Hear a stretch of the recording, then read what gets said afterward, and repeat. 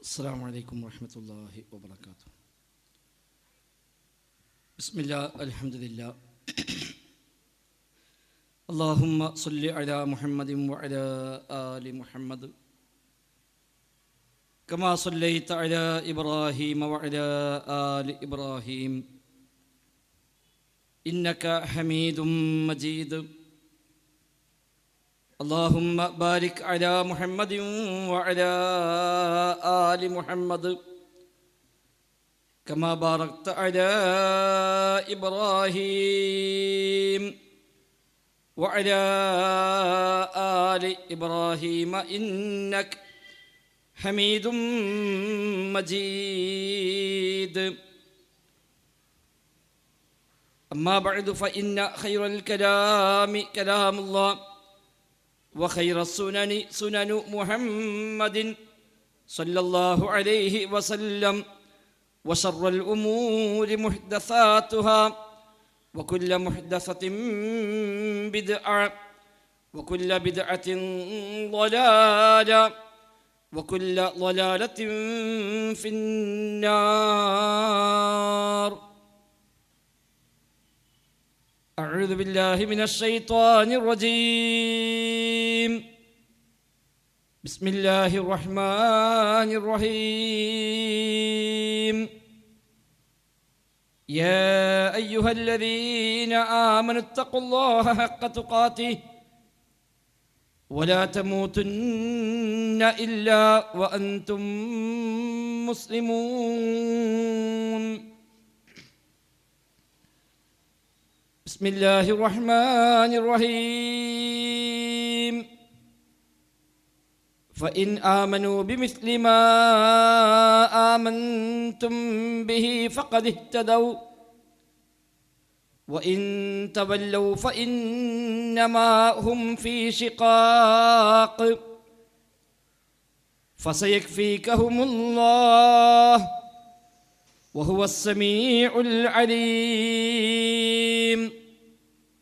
صبغة الله ومن أحسن من الله صبغا ونحن له عابدون.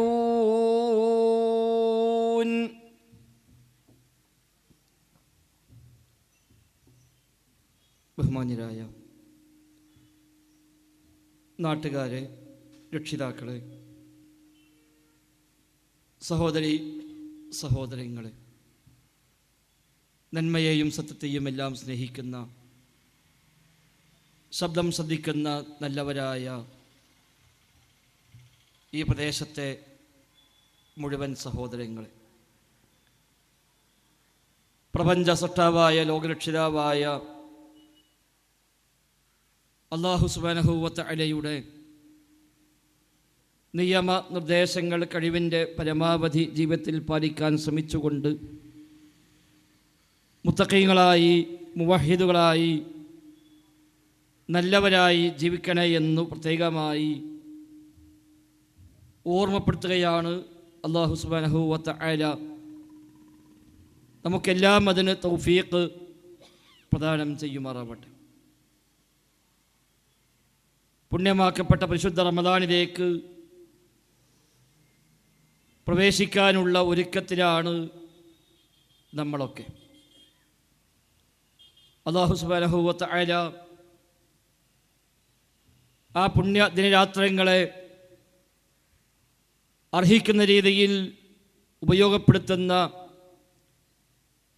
വിശുദ്ധ റമദാൻ അനുകൂലമായി സാക്ഷി പറയുന്ന ഭാഗ്യവാന്മാർ നമ്മയെല്ലാം ഉൾപ്പെടുത്തി അനുഗ്രഹിക്കുമാറാവട്ടെ. ദുആ ചെയ്യാൻ നമ്മോടൊക്കെ പറഞ്ഞേൽപ്പിച്ച, വസിയത്ത് ചെയ്ത ധാരാളം സഹോദരങ്ങളുണ്ട്. റബ്ബ് സുബ്ഹാനഹു വ തആല എല്ലാവർക്കും ഖൈറും ബറക്കത്തും നൽകി അനുഗ്രഹിക്കുമാറാവട്ടെ. രോഗികൾക്ക് അല്ലാഹു ശിഫ പ്രദാനം ചെയ്യുമാറാവട്ടെ. നമ്മിൽ നിന്ന് മരണപ്പെട്ടു പോയ എല്ലാ വിശ്വാസികൾക്കും അല്ലാഹു തആല മഗ്ഫിറത്തും മർഹമത്തും നൽകി അനുഗ്രഹിക്കുമാറാവട്ടെ. നമ്മുടെ സജീവനായ ഇസ്ലാഹി പ്രവർത്തകൻ അബ്ദുൽ ഖാദർ ചേലേമ്പ്ര ഇന്നലെ രാത്രി മരണപ്പെട്ടു. ഇന്ന് വൈകിട്ട് അദ്ദേഹത്തിൻ്റെ ജനാസ മറവ് ചെയ്തു. ഏതാനും വർഷങ്ങളായി വ്യത്യസ്തമായ പരീക്ഷണങ്ങളിലൂടെ കടന്നു വന്ന അദ്ദേഹം കുടുംബത്തിലും ചില പ്രയാസങ്ങൾ ശാരീരികമായി ആരോഗ്യപരമായി പലരും അനുഭവിക്കുന്ന ഒരു കുടുംബത്തിൻ്റെ കുടുംബനാഥനായിരുന്നു. എന്നാലും അതിനിടയിലും ക്ഷമയോടെ തൊട്ടടുത്ത ദിവസം വരെ നമ്മുടെ പ്രോഗ്രാമുകളിലൊക്കെ സജീവ സാന്നിധ്യമായി ശ്രോതാവായി വന്നിരിക്കാറുണ്ടായിരുന്ന അദ്ദേഹം അല്ലാഹു തആല അദ്ദേഹത്തിന് മഗ്ഫിറത്ത് പ്രദാനം ചെയ്യുമാറാവട്ടെ. സ്വർഗം നൽകി അല്ലാഹു തആല അനുഗ്രഹിക്കുമാറാവട്ടെ. നമ്മളൊക്കെയും എപ്പോഴാണ് യാത്ര പോകേണ്ടി വരിക എന്ന് പറയാനാവില്ല. ഏതു സമയത്ത് എപ്പോൾ എവിടെ വെച്ച് മരിക്കേണ്ടി വന്നാലും ലാ ഇലാഹ ഇല്ലല്ലാഹ് എന്ന് ഉച്ചരിച്ചുകൊണ്ട് ഈമാനോടെ മരിക്കുന്ന മഹാഭാഗ്യവാന്മാരിൽ റബ്ബ് സുബ്ഹാനഹു വ തആല നമ്മയെല്ലാം ഉൾപ്പെടുത്തി അനുഗ്രഹിക്കുമാറാവട്ടെ. പരിശുദ്ധ ഇസ്ലാമിൻ്റെ തനതായ ആദർശവും ആ രംഗത്ത് നമ്മൾക്ക് അനിവാര്യമായി അറിയേണ്ടുന്ന ചില വസ്തുതകളുമാണ് ഏതാനും സമയം സംസാരിക്കാനായി നിർദ്ദേശിക്കപ്പെട്ടിരിക്കുന്നത്. ഈ രംഗത്ത് നാം ചെലവഴിക്കുന്ന ഊർജവും സമയവും സമ്പത്തുമെല്ലാം അല്ലാഹു സുബ്ഹാനഹു വ തആല ഒരു സ്വാലിഹായ അമലായി നമ്മിൽ നിന്ന് കബൂലാക്കുമാറാവട്ടെ. സഹോദരൻ, റമദാനിലേക്ക് കടക്കുമ്പോൾ സ്വാഭാവികമായും ഏതൊരു വിശ്വാസിയും ചില മുന്നൊരുക്കങ്ങൾ നിർവഹിക്കുകയും ആ റമദാൻ കഴിവിൻ്റെ പരമാവധി ഉപയോഗപ്പെടുത്തണമെന്ന തീരുമാനമെടുക്കുകയും ചെയ്യുക സ്വാഭാവികമാണ്. സത്യവിശ്വാസികൾക്ക് ഏറെ സന്തോഷമുളവാക്കുന്ന നന്മകളുടെ സുഹൃതങ്ങളുടെയൊക്കെ വസന്തമെന്ന് വിശേഷിപ്പിക്കപ്പെടുന്ന പുണ്യ റമദാൻ, അതിലെ ഓരോ നിമിഷങ്ങളും ഏറെ പ്രാധാന്യമുള്ളതാണ്. ജീവിത ലക്ഷ്യമായ സ്വർഗം നേടാൻ യഥാർത്ഥത്തിൽ ഒരാൾക്ക് ഒരു റമദാൻ കിട്ടിയാൽ മതി. റമദാൻ കിട്ടിയിട്ടും ഒരാളുടെ പാപങ്ങൾ പൊറുക്കപ്പെട്ടില്ല എങ്കിൽ അവിടെ നാശമെന്നാണല്ലോ പ്രവാചകൻ മുഹമ്മദ് നബി സ്വല്ലല്ലാഹു അലൈഹി വസല്ലമ പ്രഖ്യാപിച്ചതും പ്രാർത്ഥിച്ചതുമൊക്കെ. അതുകൊണ്ട് റമദാനിലേക്ക് കടക്കും മുമ്പേ തന്നെ ആവശ്യമായ ഒരുക്കങ്ങൾ വിശ്വാസരംഗത്ത്, കർമ്മരംഗത്ത്, മറ്റു ജീവിതത്തിൻ്റെ എല്ലാ മേഖലയിലും തന്നെ എന്താണോ നമുക്ക് അനിവാര്യമായ മാറ്റം വേണ്ടത്, ആ മാറ്റങ്ങളൊക്കെ ചെയ്യാൻ ഒരുങ്ങാൻ തീർച്ചയായും നമ്മൾ തയ്യാറാവേണ്ടതുണ്ട്. എങ്കിലാണ് റമദാൻ നമുക്ക് അനുകൂലമായി മാറുക. റമദാൻ എന്നത് പാപങ്ങളെ പൊറുപ്പിക്കുന്ന സമയമാണ്. നന്മകൾക്ക് ഇരട്ടിയായി പ്രതിഫലം ലഭിക്കുന്ന സമയമാണ്. സ്വർഗകവാടം തുറക്കപ്പെടുന്ന, നരകകവാടം അടക്കപ്പെടുന്ന മാസമാണ് എന്ന് ഹദീസുകൾ പഠിപ്പിക്കുന്നു. റമദാനിൻ്റെ ഒന്നാമത്തെ രാത്രിയിൽ, ആദ്യ രാത്രിയിൽ ആകാശലോകത്ത് നിന്ന് ഒരു വിളംബരമുണ്ടാകുമെന്ന് ഹദീസിൽ കാണാം. യാ ബാഗിയൽ ഖൈരി അഖ്ബിൽ വയാ ബാഗിയൽ ശർരി അദ്ബിർ എന്നാണ് ആ വിളംബരം. റമദാനിൻ്റെ ആദ്യത്തെ രാത്രിയിൽ, ശഅബാൻ 29 കഴിഞ്ഞ് റമദാനിലേക്ക് പ്രവേശിക്കുന്നുവെങ്കിൽ അന്ന്, അതല്ല 30 പൂർത്തിയാക്കി റമദാനിലേക്ക് പ്രവേശിക്കുന്നുവെങ്കിൽ അന്ന്, എന്നാണ് റമദാനിലെ ആദ്യത്തെ രാവ്, ആ ഒന്നാമത്തെ രാത്രിയിൽ വനാദ മുനാദിം മിനസ്സമാ, നബി തങ്ങൾ പഠിപ്പിക്കുന്നു, ആകാശലോകത്തിൽ നിന്ന് വിളിച്ചു പറയുന്ന ഒരാൾ വിളിച്ചു പറയും, യാ ബാഗിയൽ ഖൈരി അഖ്ബിൽ, നന്മ കാക്ഷിക്കുന്നവരെ മുന്നോട്ട് വരൂ, തിന്മ കാക്ഷിക്കുന്നവരെ പിന്മാറിപ്പോകുമെന്ന് ആകാശലോകത്തിൽ നിന്ന് വിളംബരമുണ്ടാകുമെന്നാണ് അല്ലാഹുവിൻ്റെ റസൂൽ സ്വല്ലല്ലാഹു അലൈഹി വസല്ലമ നമ്മെ പഠിപ്പിക്കുന്നത്. അവിടെ നന്മ കാക്ഷിക്കുന്നവരായി നമ്മൾ മാറണം. യാ ബാഗിയൽ ഖൈർ എന്ന് പറഞ്ഞ, നന്മ കാക്ഷിക്കുന്നവരെ എന്ന് വിളിച്ച ആ വിളിയിൽ ഞാനും നിങ്ങളും ഉണ്ടാകണം. നന്മയിലേക്ക് മുന്നോട്ട് വരണം. എന്തൊക്കെ നന്മയുണ്ടോ ആ നന്മയിലൊക്കെ ഞാനുണ്ട്. ഏതെല്ലാം തിന്മയുണ്ടോ ആ തിന്മയുടെയൊന്നും കൂടെ ഞാനില്ല എന്ന് നമ്മുടെ രക്ഷിതാവിനെ പടച്ച റബ്ബിനെ, ലോകത്തിൻ്റെ സട്ടാവിനെ ബോധ്യപ്പെടുത്താൻ സഹോദരങ്ങളെ സാധിക്കുമെങ്കിൽ ആ വിശുദ്ധ റമദാൻ നമുക്കുള്ളതാണ്. അതല്ല എല്ലാ മാസവും പോലെ റമദാനും അതങ്ങനെ വന്നുപോയി, യാതൊരു മാറ്റവുമില്ല. എല്ലാ തിന്മയുമുണ്ട്, എല്ലാ തോന്നിവാസങ്ങളുമുണ്ട്, എല്ലാ വേണ്ടാവൃത്തികളും ആ സമയത്തും ചെയ്യുന്നുണ്ട്. വിശ്വാസരംഗത്ത് പ്രത്യേകിച്ച് യാതൊരു മാറ്റവും വന്നിട്ടില്ല. കർമ്മങ്ങളിൽ, സംസ്കാരങ്ങളിൽ, ജീവിത രീതികളിൽ യാതൊരു മാറ്റവും വരുത്തിയിട്ടില്ല എങ്കിൽ ആ റമദാൻ നമുക്ക് അനുകൂലമല്ല, പ്രതികൂലമാണ് എന്നാണ്. വിശുദ്ധ റമദാൻ ഒന്നുകിൽ നമുക്ക് അനുകൂലമായി സാക്ഷി പറയും, അതല്ലെങ്കിൽ പ്രതികൂലമായി സാക്ഷി പറയും. റമദാൻ നമുക്ക് പ്രാർത്ഥിക്കാറുണ്ടല്ലോ, റബ്ബേ ഈ മാസത്തെ അനുകൂലമായി സാക്ഷിയാക്കണേ അല്ലാ എന്ന്. ഹുജ്ജത്തൻ ലനാ ലാ ഹുജ്ജത്തൻ അലൈനാ, റബ്ബേ ഞങ്ങൾക്ക് അനുകൂലമായ സാക്ഷിയാക്കി മാറ്റണേ റമദാനിനെ, ഞങ്ങൾക്കെതിരായ പ്രതികൂലമായ സാക്ഷിയാക്കി മാറ്റല്ല എന്ന ആ പ്രാർത്ഥന, അത് കേവലം പ്രാർത്ഥന ഒതുങ്ങിയാൽ പോരാ, അതിനനുസരിച്ചുള്ള മാറ്റങ്ങൾ സഹോദരങ്ങളെ ഉണ്ടാവേണ്ടതുണ്ട്. എല്ലാ രംഗത്തുമുള്ളൊരു പരിശോധന, എല്ലാ രംഗത്തുമുള്ള ഒരു മുന്നൊരുക്കം, എല്ലാം ഒന്ന് നമ്മൾ സ്വയം ഒന്ന് പരിശോധിക്കാൻ തയ്യാറാവുക.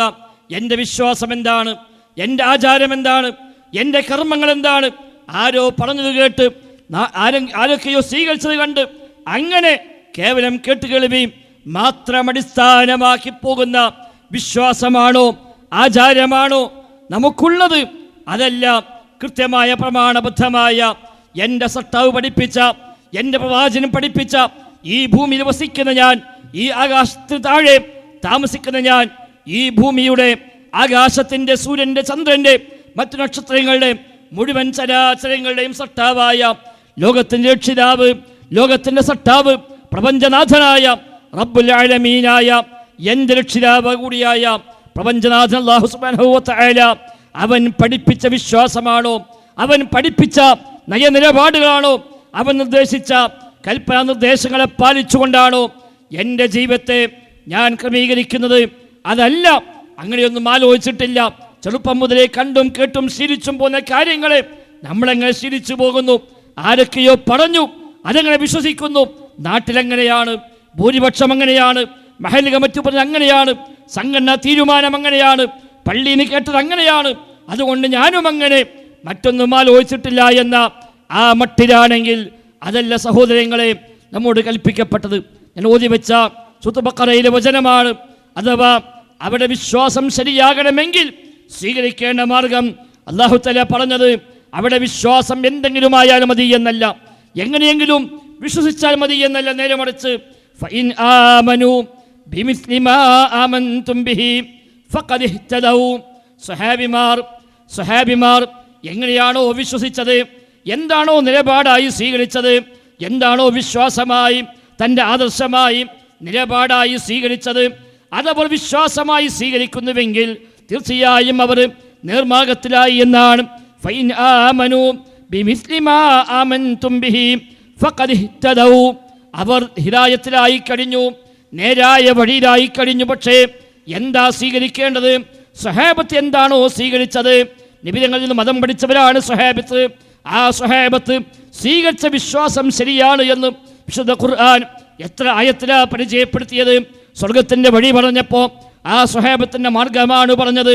തൗറാത്തിലെ ഉദാഹരണം പറഞ്ഞപ്പോൾ, ഇഞ്ചിയിലെ ഉദാഹരണം പറഞ്ഞപ്പോൾ സ്വഹാബത്തിനെ ചേർത്തിക്കൊണ്ടാണ് അല്ലാഹു തആല പറഞ്ഞത്. തൗറാത്തിലും ഇഞ്ചിയിലും ഖുർആനിലും പരാമർശിക്കപ്പെട്ടവരാണ് സ്വഹാബിമാർ എന്നാണ്.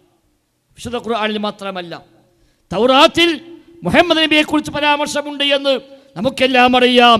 ഖുർആൻ പറയുന്നു മുഹമ്മദ് നബിയെക്കുറിച്ച് മാത്രമല്ല കൂടെയുള്ളവരെ കുറിച്ചുമുണ്ട് എന്നാണ്. മുഹമ്മദ് റസൂലുള്ളാഹ് വല്ലദീന മഅഹു, മുഹമ്മദ് റസൂലുള്ളാഹ് വല്ലദീന മഅഹു അശിദ്ദാഉ അലൽ കുഫാർ. വിശ്വാസികളായ ആളുകൾ, മുഹമ്മദ് നബിയും കൂടെയുള്ള ആളുകളും അവിടെ സ്വഭാവം പറഞ്ഞ കൂട്ടത്തിൽ പറഞ്ഞു, അവിടെ കണിശമായ നിലപാടാണ് വിശ്വാസരംഗത്ത്.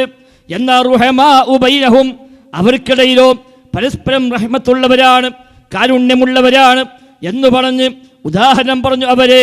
ആ ഉദാഹരണം പറഞ്ഞ ശേഷമല്ല പറയുന്നു, ദാലിക മസലുഹും ഫിത്തൗറാത്ത്, ദാലിക മസലുഹും, ഇതാണ് അവരുടെ ഉദാഹരണം, ഫിത്തൗറാത്ത്, തൗറാത്തിൽ പറഞ്ഞ ഉദാഹരണം അതാണ്.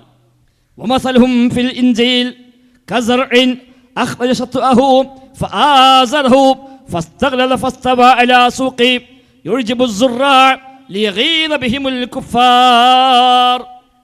ഇഞ്ചീലിലുമുണ്ട്, ബൈബിളിലുമുണ്ട് അവർ ഉദാഹരണം പറഞ്ഞിട്ട് എന്ന് പറഞ്ഞുകൊണ്ട് അല്ലാഹു തആല കൃഷിയോട് ഉപമിക്കുന്നു. അഥവാ മുഹമ്മദ് നബിയും വല്ലദീന മഅഹു കൂടെയുള്ളവരും.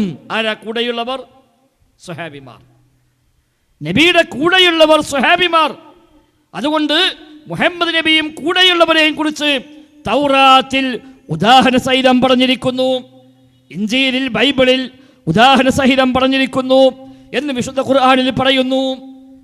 എത്ര ആയത്തുകളാണ്! യാ അയ്യുഹല്ലദീന ആമനു, അല്ലയോ വിശ്വസിച്ചവരെ, അല്ലയോ മുഅ്മിനീങ്ങളെ എന്ന വിളി വിശുദ്ധ ഖുർആനിൽ എവിടെയെല്ലാം ഉണ്ടോ ആ വിളിയിൽ ഒന്നാമത് ഉദ്ദേശിക്കപ്പെടുന്ന ആരാ? സ്വഹാബത്താണ്. യാ അയ്യുഹല്ലദീന ആമനു എന്ന് ആയത്തിറങ്ങുന്ന കാലത്ത് ജിബ്രീൽ സ്വല്ലല്ലാഹു അലൈഹി വസല്ലം വന്നുകൊണ്ട് അല്ലയോ വിശ്വസിച്ചവരെ എന്ന് വിളിക്കുമ്പോൾ അതിന് ഒന്നാമത്തെ പ്രബോധിതർ സ്വഹാബിമാരാണ്. വിശുദ്ധ ഖുർആനിൽ ധാരാളം ആയത്തുകളിൽ സ്വഹാബത്തിനെ കുറിച്ച് പ്രത്യക്ഷമായും പരോക്ഷമായും പറയുന്നു. അതുകൊണ്ടാണ് അല്ലാഹു പറഞ്ഞത് ഫഇൻ ആമനു ബിമിസ്ലി മാ ആമൻതും ബിഹി ഫഖദ് ഇഹ്തദൗ. ആ സ്വഹാബത്ത് വിശ്വസിച്ചതുപോലെ അവർ വിശ്വസിക്കുന്നുവെങ്കിൽ ഫഖദ് ഇഹ്തദൗ, തീർച്ചയായും അവർ ഹിദായത്തിലായി, നേർമാർഗത്തിലായി. അപ്പം നേർമാർഗം വേണോ, സ്വർഗത്തിലേക്ക് എത്തണോ, ശരിയായ തൗഹീദും ശരിയായ നിലപാടും സ്വീകരിക്കണമോ എങ്കിൽ സ്വഹാബത്ത് എങ്ങനെയാ സ്വീകരിച്ചത് അതുപോലെ സ്വീകരിക്കുക. നബിതങ്ങളിൽ നിന്ന് സ്വഹാബിമാർ ദീന് കേട്ടുപഠിച്ചവരാണ്. സംശയമുണ്ടെങ്കിൽ അവർ നബിയിലേക്കാണ് വരിക. ആ സംശയങ്ങൾക്ക് അള്ളയാണ് പലപ്പോഴും മറുപടി വഹയായി അറിയിച്ചു കൊടുക്കുക. വിശുദ്ധ ഖുർആനിൽ എത്ര സ്ഥലത്താണ് പറഞ്ഞു വയസ്അലൂനക, നബിയെ അവർ നിങ്ങളോട് ചോദിക്കുന്നു. വയസ്അലൂനക, നബിയെ അവർ ചോദിക്കുന്നു. നിങ്ങളോട് കുൽ, പറഞ്ഞു കൊടുക്കുക നബിയെ. കണ്ടോ, ചോദിച്ചതാരാ? സ്വഹാബിമാർ. ആരോടാ? നബിയോട്. മറുപടിയോ ആകാശങ്ങൾക്ക് അപ്പുറത്ത് നിന്ന് അല്ലാഹു തആല വഹയിറക്കുകയാണ്. കുൽ, പറയൂ നബിയേ. വയഖൂലൂന, അവരിതാ ഇങ്ങനെ പറയുന്നു, ഇങ്ങനെ ചോദിക്കുന്നു. കുൽ, പറയൂ നബിയേ. എത്ര സ്ഥലത്താ ഖുർആനിലുള്ളത്? ഖിയാമത്തുമായി ബന്ധപ്പെട്ട്, മാസപ്രയുമായി ബന്ധപ്പെട്ട്, ആർത്തവുമായി ബന്ധപ്പെട്ട്, അങ്ങനെ ഒരുപാട് വിഷയങ്ങളിൽ ഖുർആന്റെ പ്രയോഗം അതാണ്. വയസ്അലൂനക, നബിയെ താങ്കളോട് ചോദിക്കുന്നവർ പറഞ്ഞു കൊടുക്കൂ, ഉത്തരം പറയുന്നു. ചിലതോ അല്ലാഹ് പറയും ഫീമ അൻത മിൻ ദിക്റാഹ, ഫീമ അൻത മിൻ ദിക്റാഹ. നബി അവർ ചോദിക്കുന്നുണ്ട് ഖിയാമത്തിനെ കുറിച്ച്. എന്താ ചോദ്യം? അയ്യാന മുർസാഹ, എപ്പോഴാണ് ഖിയാമത്ത്? എന്നാ ഖിയാമത്ത് ഉണ്ടാവുക? എന്നാ ലോകം അവസാനിക്കുക? അവർ ചോദിക്കുന്ന നബിയെ. പക്ഷേ ഫീമ അൻത മിൻ ദിക്റാഹ, താങ്കൾ അതേക്കുറിച്ച് എന്തു പറയാനാണ് നബിയെ? നിങ്ങൾക്ക് പറയാനാവില്ലല്ലോ എന്നാണ്. ചില സ്ഥലത്ത് കാണാം ഖുൽ ഇന്നമാ ഇൽമുഹാ ഇൻദ റബ്ബി, അതിൻ്റെ അറിവ് എൻ്റെ റബ്ബിൻ്റെ പക്കലാണ്, അത് റബ്ബിനെ അറിയൂ, അത് നബിക്കറിയില്ല, അറിയിച്ചു കൊടുത്തിട്ടില്ല എന്നർത്ഥം. പറഞ്ഞത് ആ നബിതങ്ങളിൽ നിന്ന് ചോദിച്ചും കേട്ടും പഠിച്ചവരാണ് സ്വഹാബിമാർ. ആ സ്വഹാബത്തിന്റെ വിശ്വാസം സ്വീകരിച്ചാൽ ഫഖദ് ഇഹ്തദൗ, അവർ നേരായ വഴിയിലായി.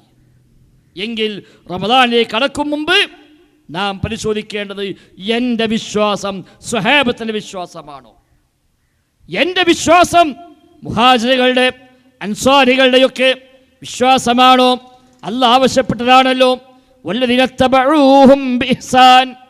മുഹാജിറുകളെയും അൻസാരികളെയും കുറിച്ച് വിശുദ്ധ ഖുർആൻ സൂറത്ത് തൗബയിൽ 100-ാമത്തെ ആയത്തിൽ പറഞ്ഞു. എന്നിട്ട് അല്ലാഹ് പറഞ്ഞു വല്ലദീന തബഊഹും ബിഇഹ്സാൻ, നന്മയിൽ അവരെ പിൻപറ്റിയ ആളുകൾ, ആ മുഹാജിറുകളെ, ആ അൻസാരികളെ പിന്തുടർന്ന ആളുകൾ റളിയല്ലാഹു അൻഹും വറളൂ അൻഹു, അല്ലാഹു അവരെ തൃപ്തിപ്പെട്ടിരിക്കുന്നു, അവർ അല്ലാഹുവിനെയും തൃപ്തിപ്പെട്ടിരിക്കുന്നു.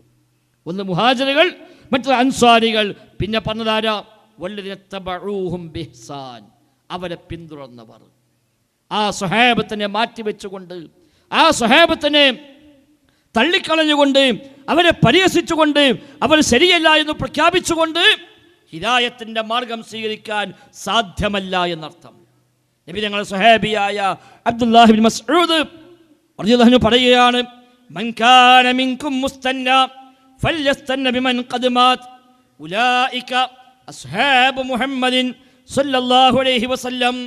ഇമാം മുസ്ലിം റഹിമഹുല്ലാഹ് സ്വഹീഹ് മുസ്ലിം ഉദ്ധരിച്ച റിപ്പോർട്ടാണ്.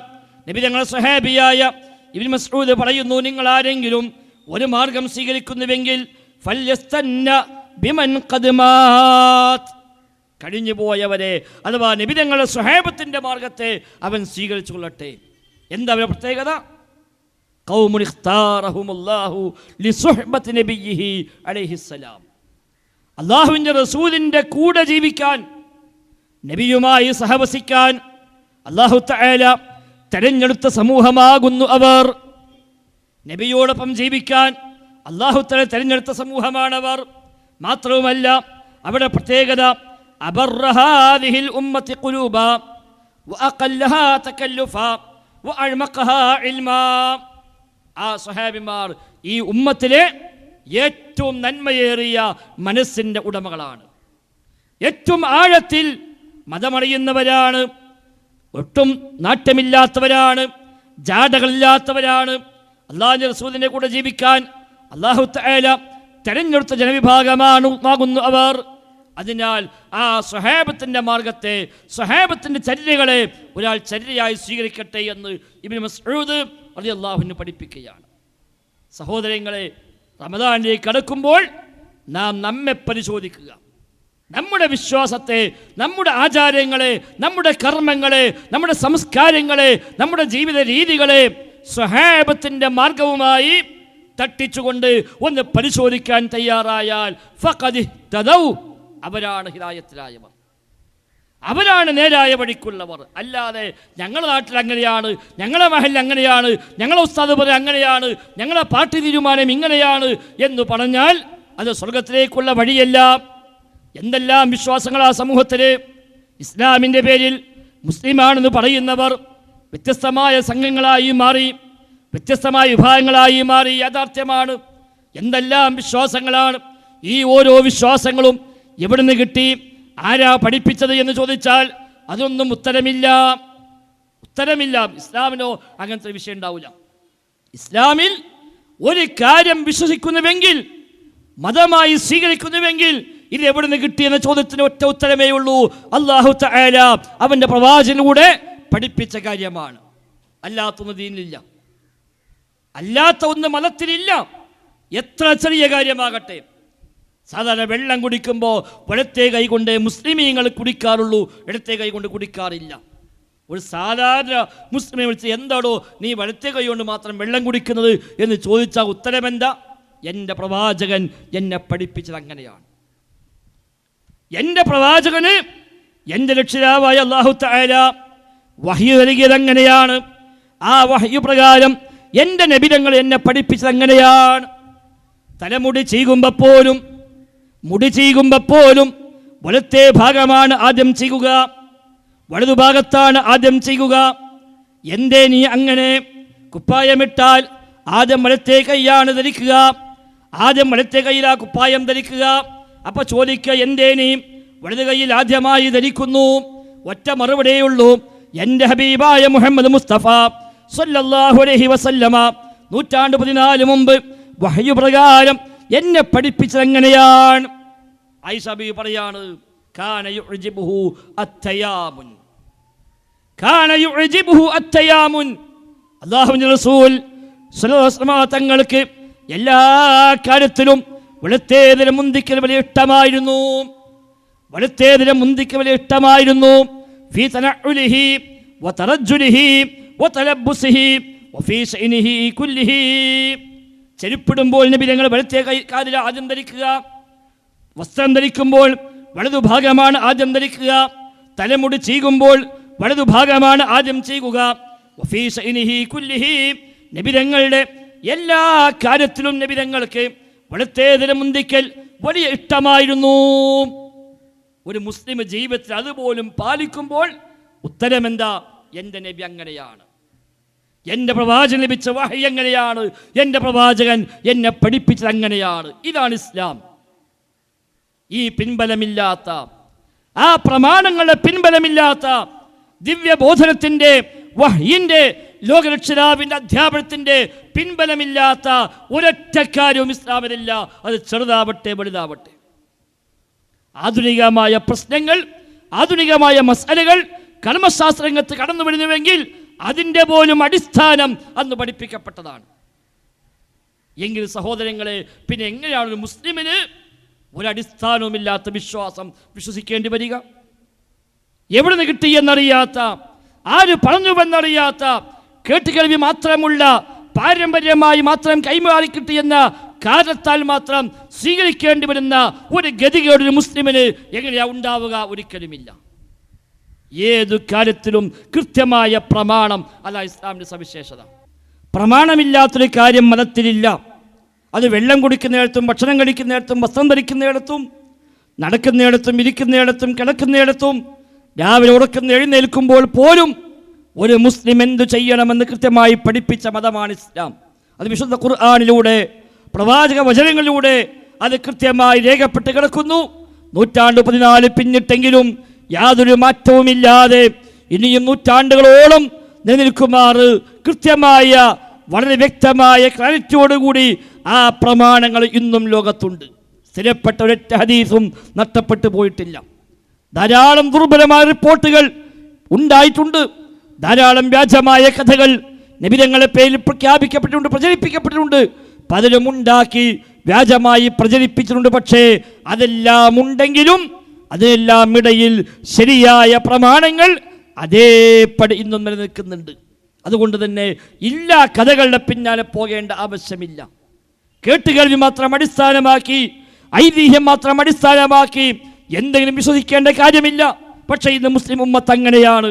വ്യത്യസ്ത കക്ഷികളായി മാറിയപ്പോൾ പലരും താൻ എന്ത് വിശ്വസിക്കുന്നുവെന്ന് തീരുമാനിക്കുന്നത് തങ്ങളുടെ സംഘടനാ നേതാക്കന്മാരാണ്, തങ്ങളുടെ ഉസ്താദുമാരാണ്, ത്വരീഖത്തിലെ ശൈഖുമാരാണ്. അവരെന്തു പറഞ്ഞു അത് വിശ്വസിക്കുക. അവർ മാറ്റിപ്പറഞ്ഞാൽ നമ്മളും മാറ്റിപ്പറയുക, അവർ പശ്ചാത്തപിച്ചാൽ നമ്മളും പശ്ചാത്തപിക്കുക എന്ന വല്ലാത്ത ദുര്യോഗത്തിലാണ് ഇന്ന് സമൂഹമുള്ളത്. അതിൻ്റെ ആവശ്യമില്ല, അതിനുണ്ടായിക്കൂടാ. ഏതു കാര്യത്തിലും വ്യക്തമായ പ്രമാണം എന്തു പഠിപ്പിക്കുന്നുവോ അവിടെയാണ് നമ്മൾ നിൽക്കേണ്ടത്. മാ ഖാലല്ലാഹ് വമാ ഖാല റസൂലുള്ളാഹ്, അല്ലാഹു തആല പറഞ്ഞത്, അവൻ്റെ റസൂല് പറഞ്ഞത് സല്ലല്ലാഹു അലൈഹി വസല്ലം, അതാണ് പ്രമാണം, അതാണ് ദീന്, അതാണ് അറിവ്, ഇൽമ്. ബാക്കിയെല്ലാം അതിലേക്ക് ചേർന്ന് നിൽക്കുന്നുവെങ്കിൽ അതെല്ലാം സ്വീകാര്യമാണ്. അതിനെതിരാണെങ്കിലോ അവയൊന്നും സ്വീകാര്യവുമല്ല. പ്രമാണങ്ങളോട് യോജിക്കുന്നുവെങ്കിൽ, അതിലേക്ക് ചേർന്ന് നിൽക്കുന്നുവെങ്കിൽ ആര് പറഞ്ഞാലും സ്വീകരിക്കാം. ആ പ്രമാണങ്ങൾക്ക് വിരുദ്ധമാണെങ്കിലോ എത്ര വലിയ ആൾ പറഞ്ഞാലും സ്വീകാര്യവുമല്ല. ഇമാമുസ്സുന്ന എന്നറിയപ്പെടുന്ന ഇമാം അഹ്മദ് ബിൻ ഹംബൽ റഹിമഹുല്ലാഹ് കഴിഞ്ഞ 1200 വർഷമായി ഇമാമു അഹ്ലുസുന്നയുടെ ഇമാം എന്ന സ്ഥാനപ്പേർ അറിയപ്പെടുന്നവരാണ്. അദ്ദേഹത്തിന് മുമ്പിൽ ഒരാൾ വന്നുകൊണ്ട് ഒരു സംശയം ചോദിക്കുന്നു. ആ സംശയം കേട്ടപ്പോൾ അദ്ദേഹം അതിന് കൃത്യമായി പ്രമാണമടിസ്ഥാനമാക്കി അദ്ദേഹം മറുപടി കൊടുത്തു, ചെയ്യാമെന്ന് അർത്ഥത്തിൽ. ചോദ്യകർത്താവ് പറഞ്ഞു, ഇന്ന ഇബ്നുൽ മുബാറക് ഖാല കദാ വകദാ.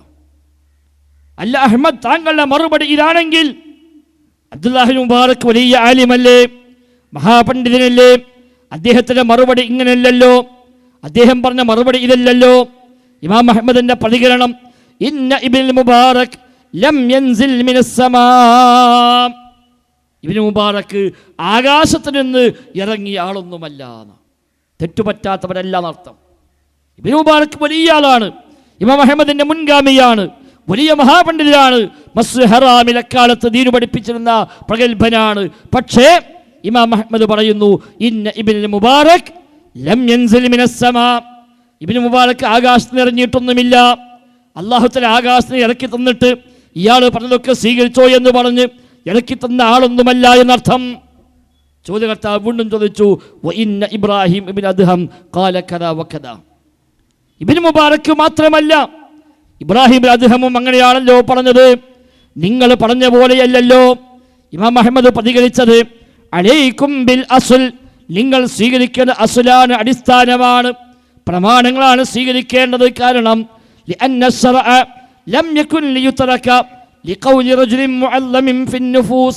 ബഹുമാനിക്കപ്പെടുന്ന ഒരാൾ, വലിയ മഹത്വമുള്ള ബഹുമാനപ്പെട്ട ആളാണ്.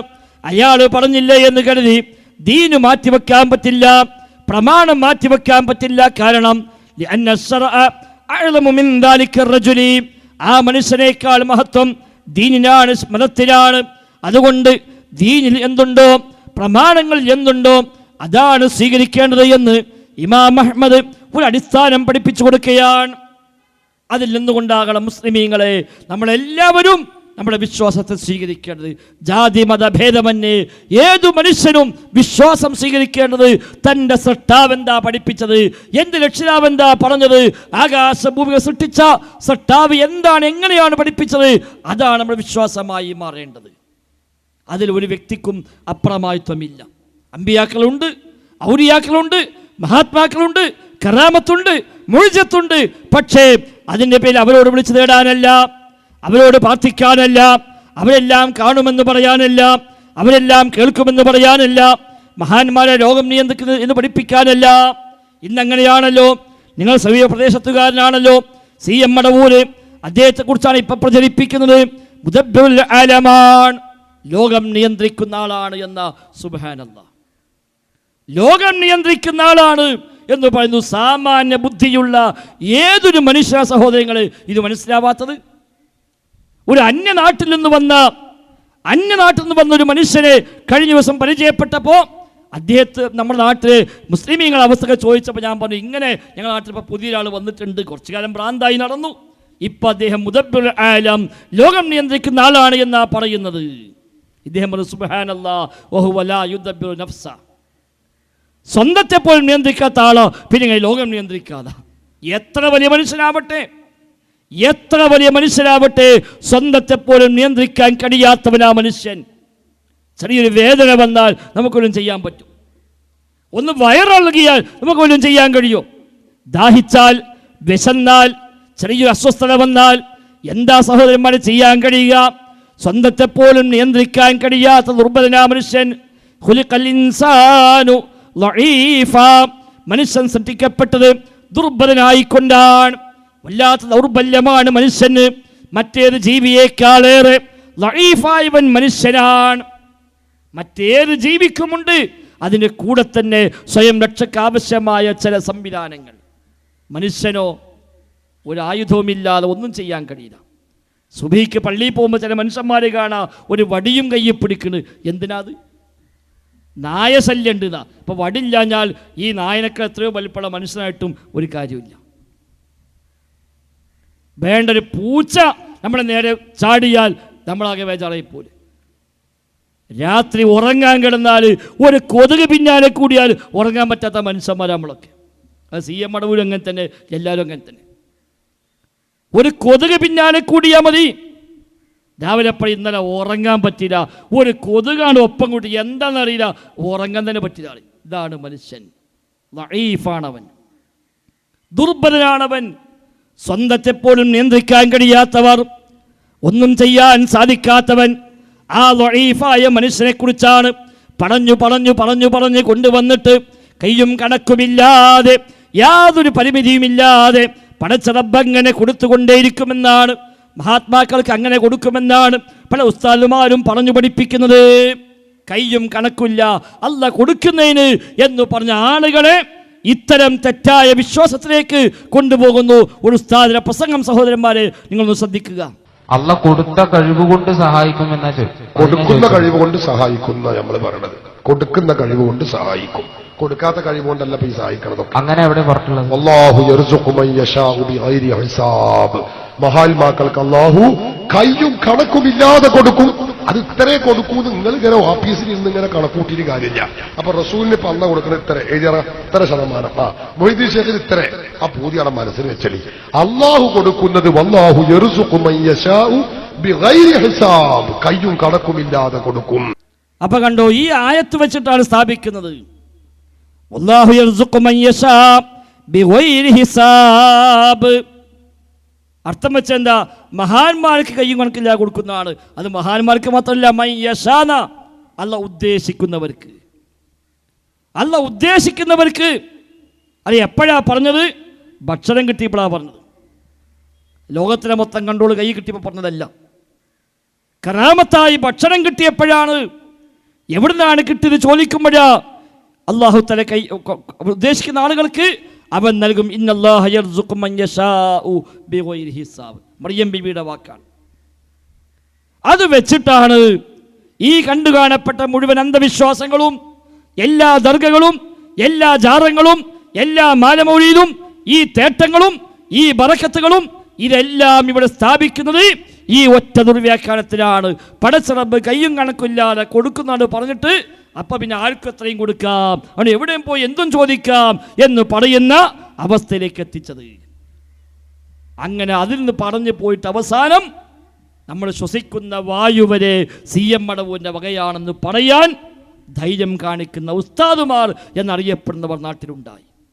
ശ്വസിക്കുന്ന വായു വരെ, കുടിക്കുന്ന വെള്ളം വരെ, നടക്കുന്ന കാലുവരെ ശൈഖുനാന്റെ വകയാണ് എന്ന് വരെ പ്രസംഗിക്കാൻ ധൈര്യമുള്ളവർ, അതും കൂടെ കേൾക്കാൻ നമുക്ക്. അതുകൊണ്ടല്ലേ ഈ മാസം കഴിഞ്ഞല്ലോ ശവ്വാല്, എവിടെയെങ്കിലും എല്ലാ അനുഗ്രഹങ്ങളും മടവൂർ ശൈഖിൽ നിന്നാണെന്ന് പറയാൻ പാടില്ല എന്ന ഒരു ലഫ്ദ് ഈ ശവ്വാൽ 1 മുതലുള്ള ഓരൊറ്റ പ്രസംഗത്തിലും പറയാൻ കഴിഞ്ഞില്ല.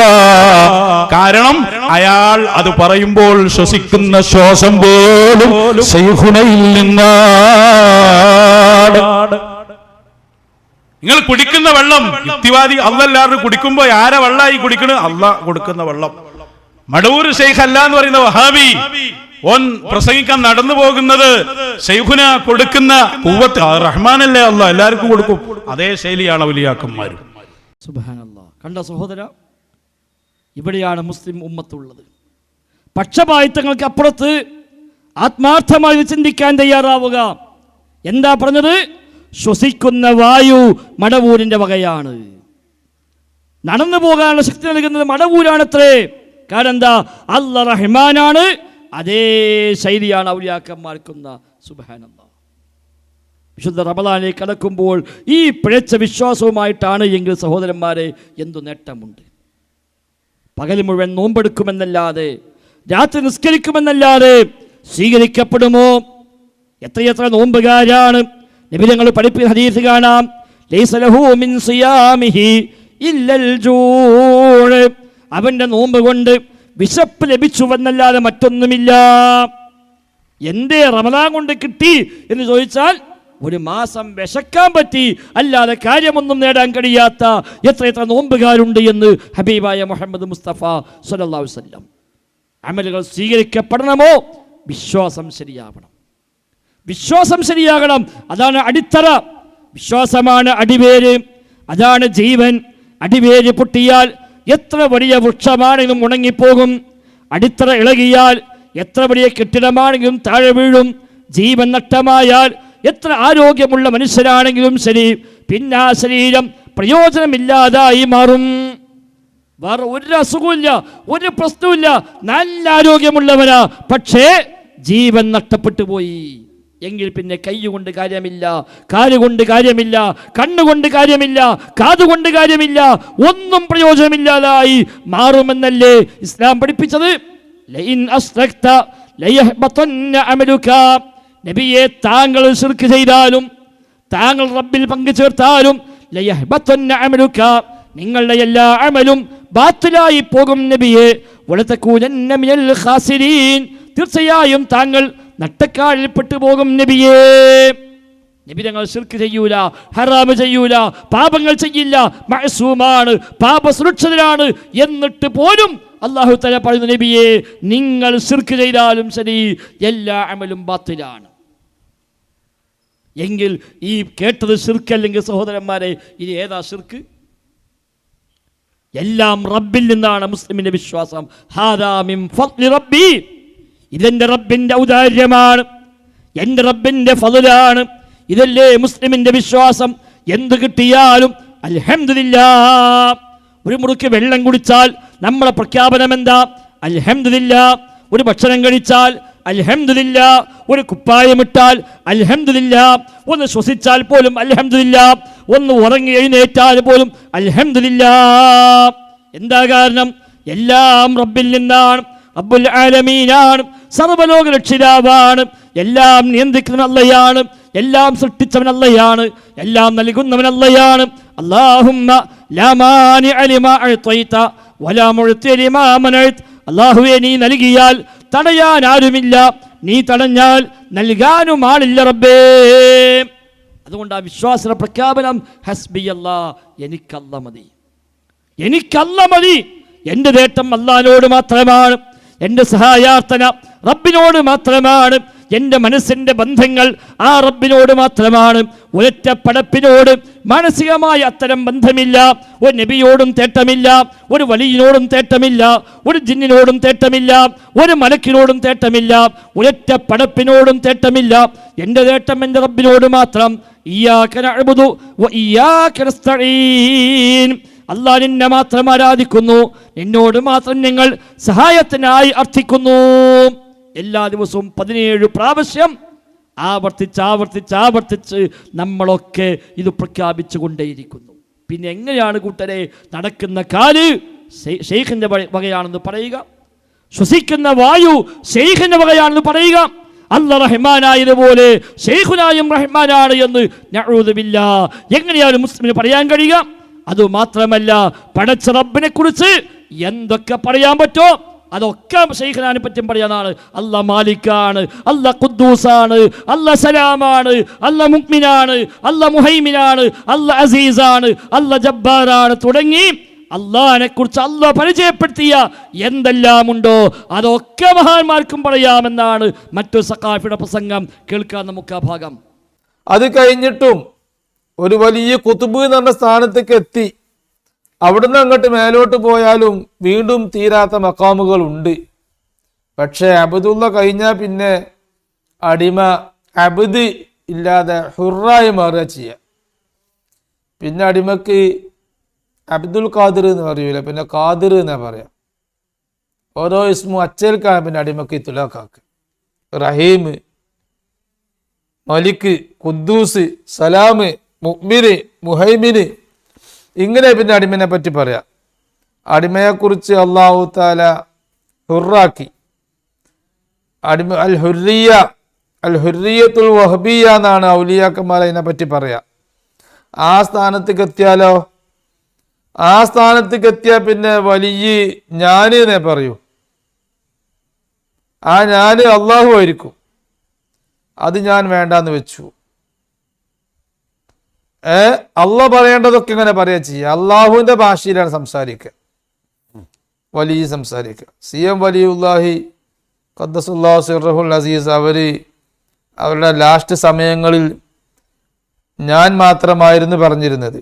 അത് വേണ്ട, അള്ളാഹു സുഖപ്പെടുത്തട്ടെ എന്നല്ല, അത് വേണ്ട, ഞാൻ ബാത്തിലാക്കി, ഇങ്ങനെയൊക്കെയായിരുന്നു അവർ പറഞ്ഞിരുന്നത്. കണ്ടോ സഹോദരൻ, എത്രമാത്രം അപകടമാണ് ഈ കാലന്തൂർ മർക്കസിലെ ഉസ്താദ്. അദ്ദേഹം ഏതെങ്കിലും ഒരു വിവരമില്ലാത്ത ആൾ പറഞ്ഞു പോയതല്ല.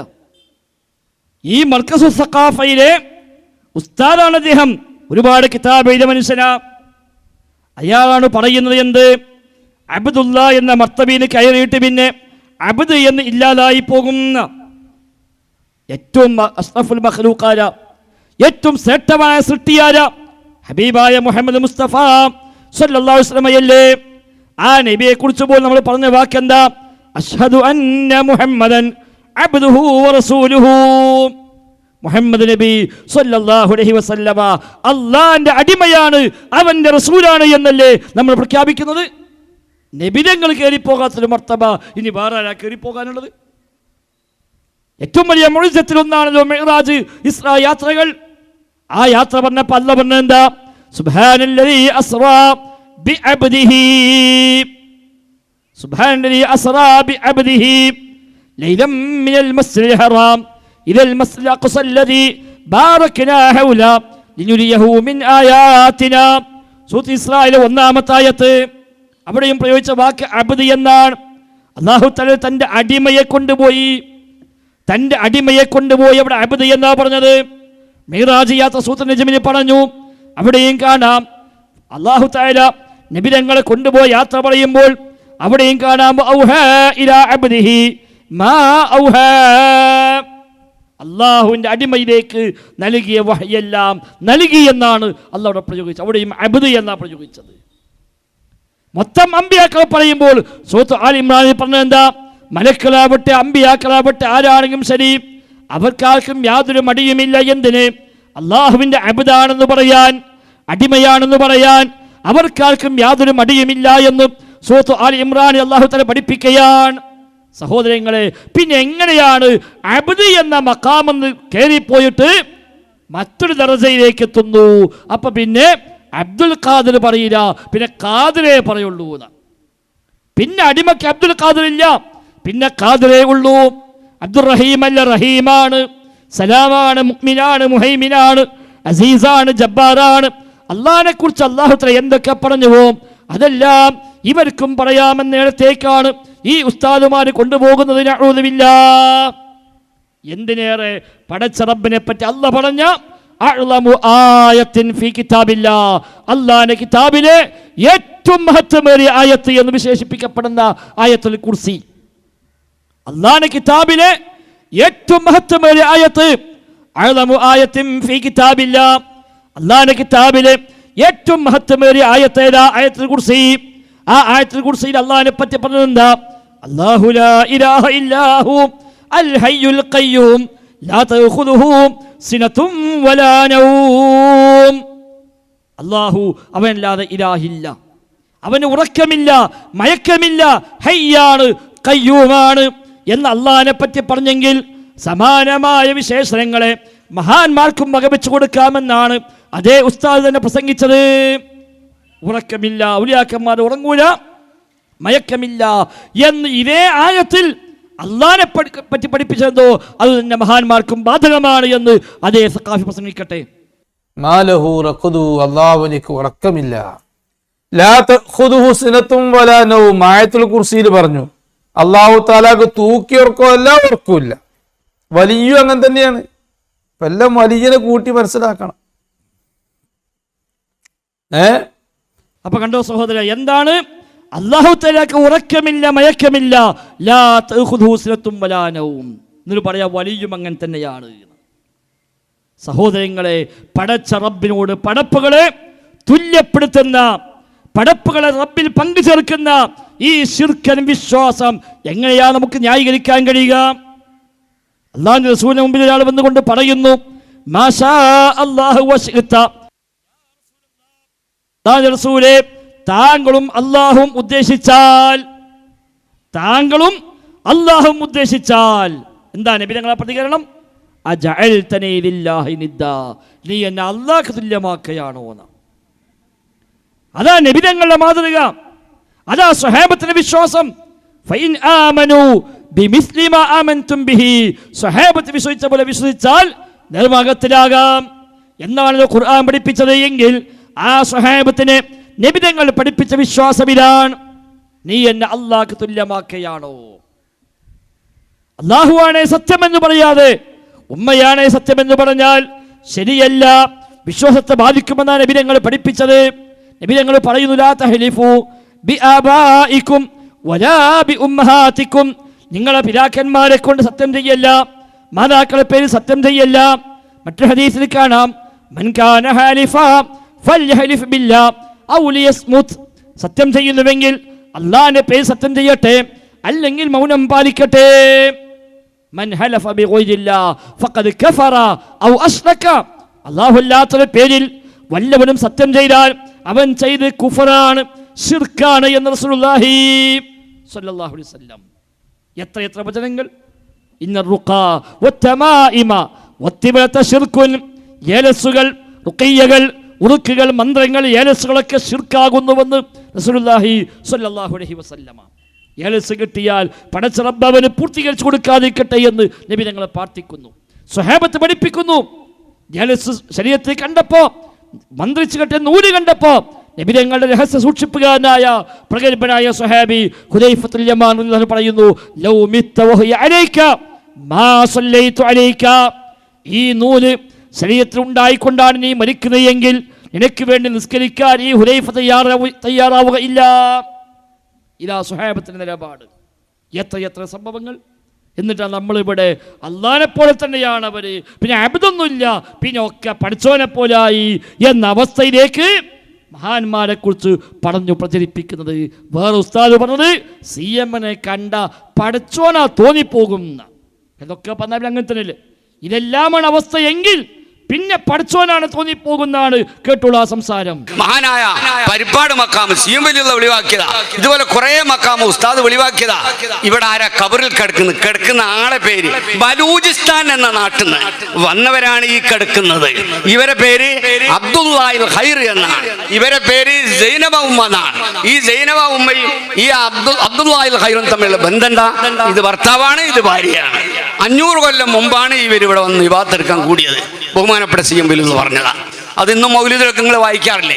ഇങ്ങനൊക്കെ എല്ലാത്തിനും കാണാനും കേൾക്കാനും അറിയാനും മാത്രമല്ല പഠിച്ചവൻ്റെത് തന്നെയാണ്, പഠിച്ചവൻ തന്നെയാണോ എന്ന് തോന്നിപ്പോകുന്ന അത്രയും വലിയ പവർ അള്ളാഹുവിലേക്ക് ഈ സാധനം അള്ളാഹു നമുക്ക് തന്ന ഈ കൽബ് പ്രകാശിപ്പിച്ചെടുത്താൽ അങ്ങനെ ഉയരാനും വളരാനും കഴിയും.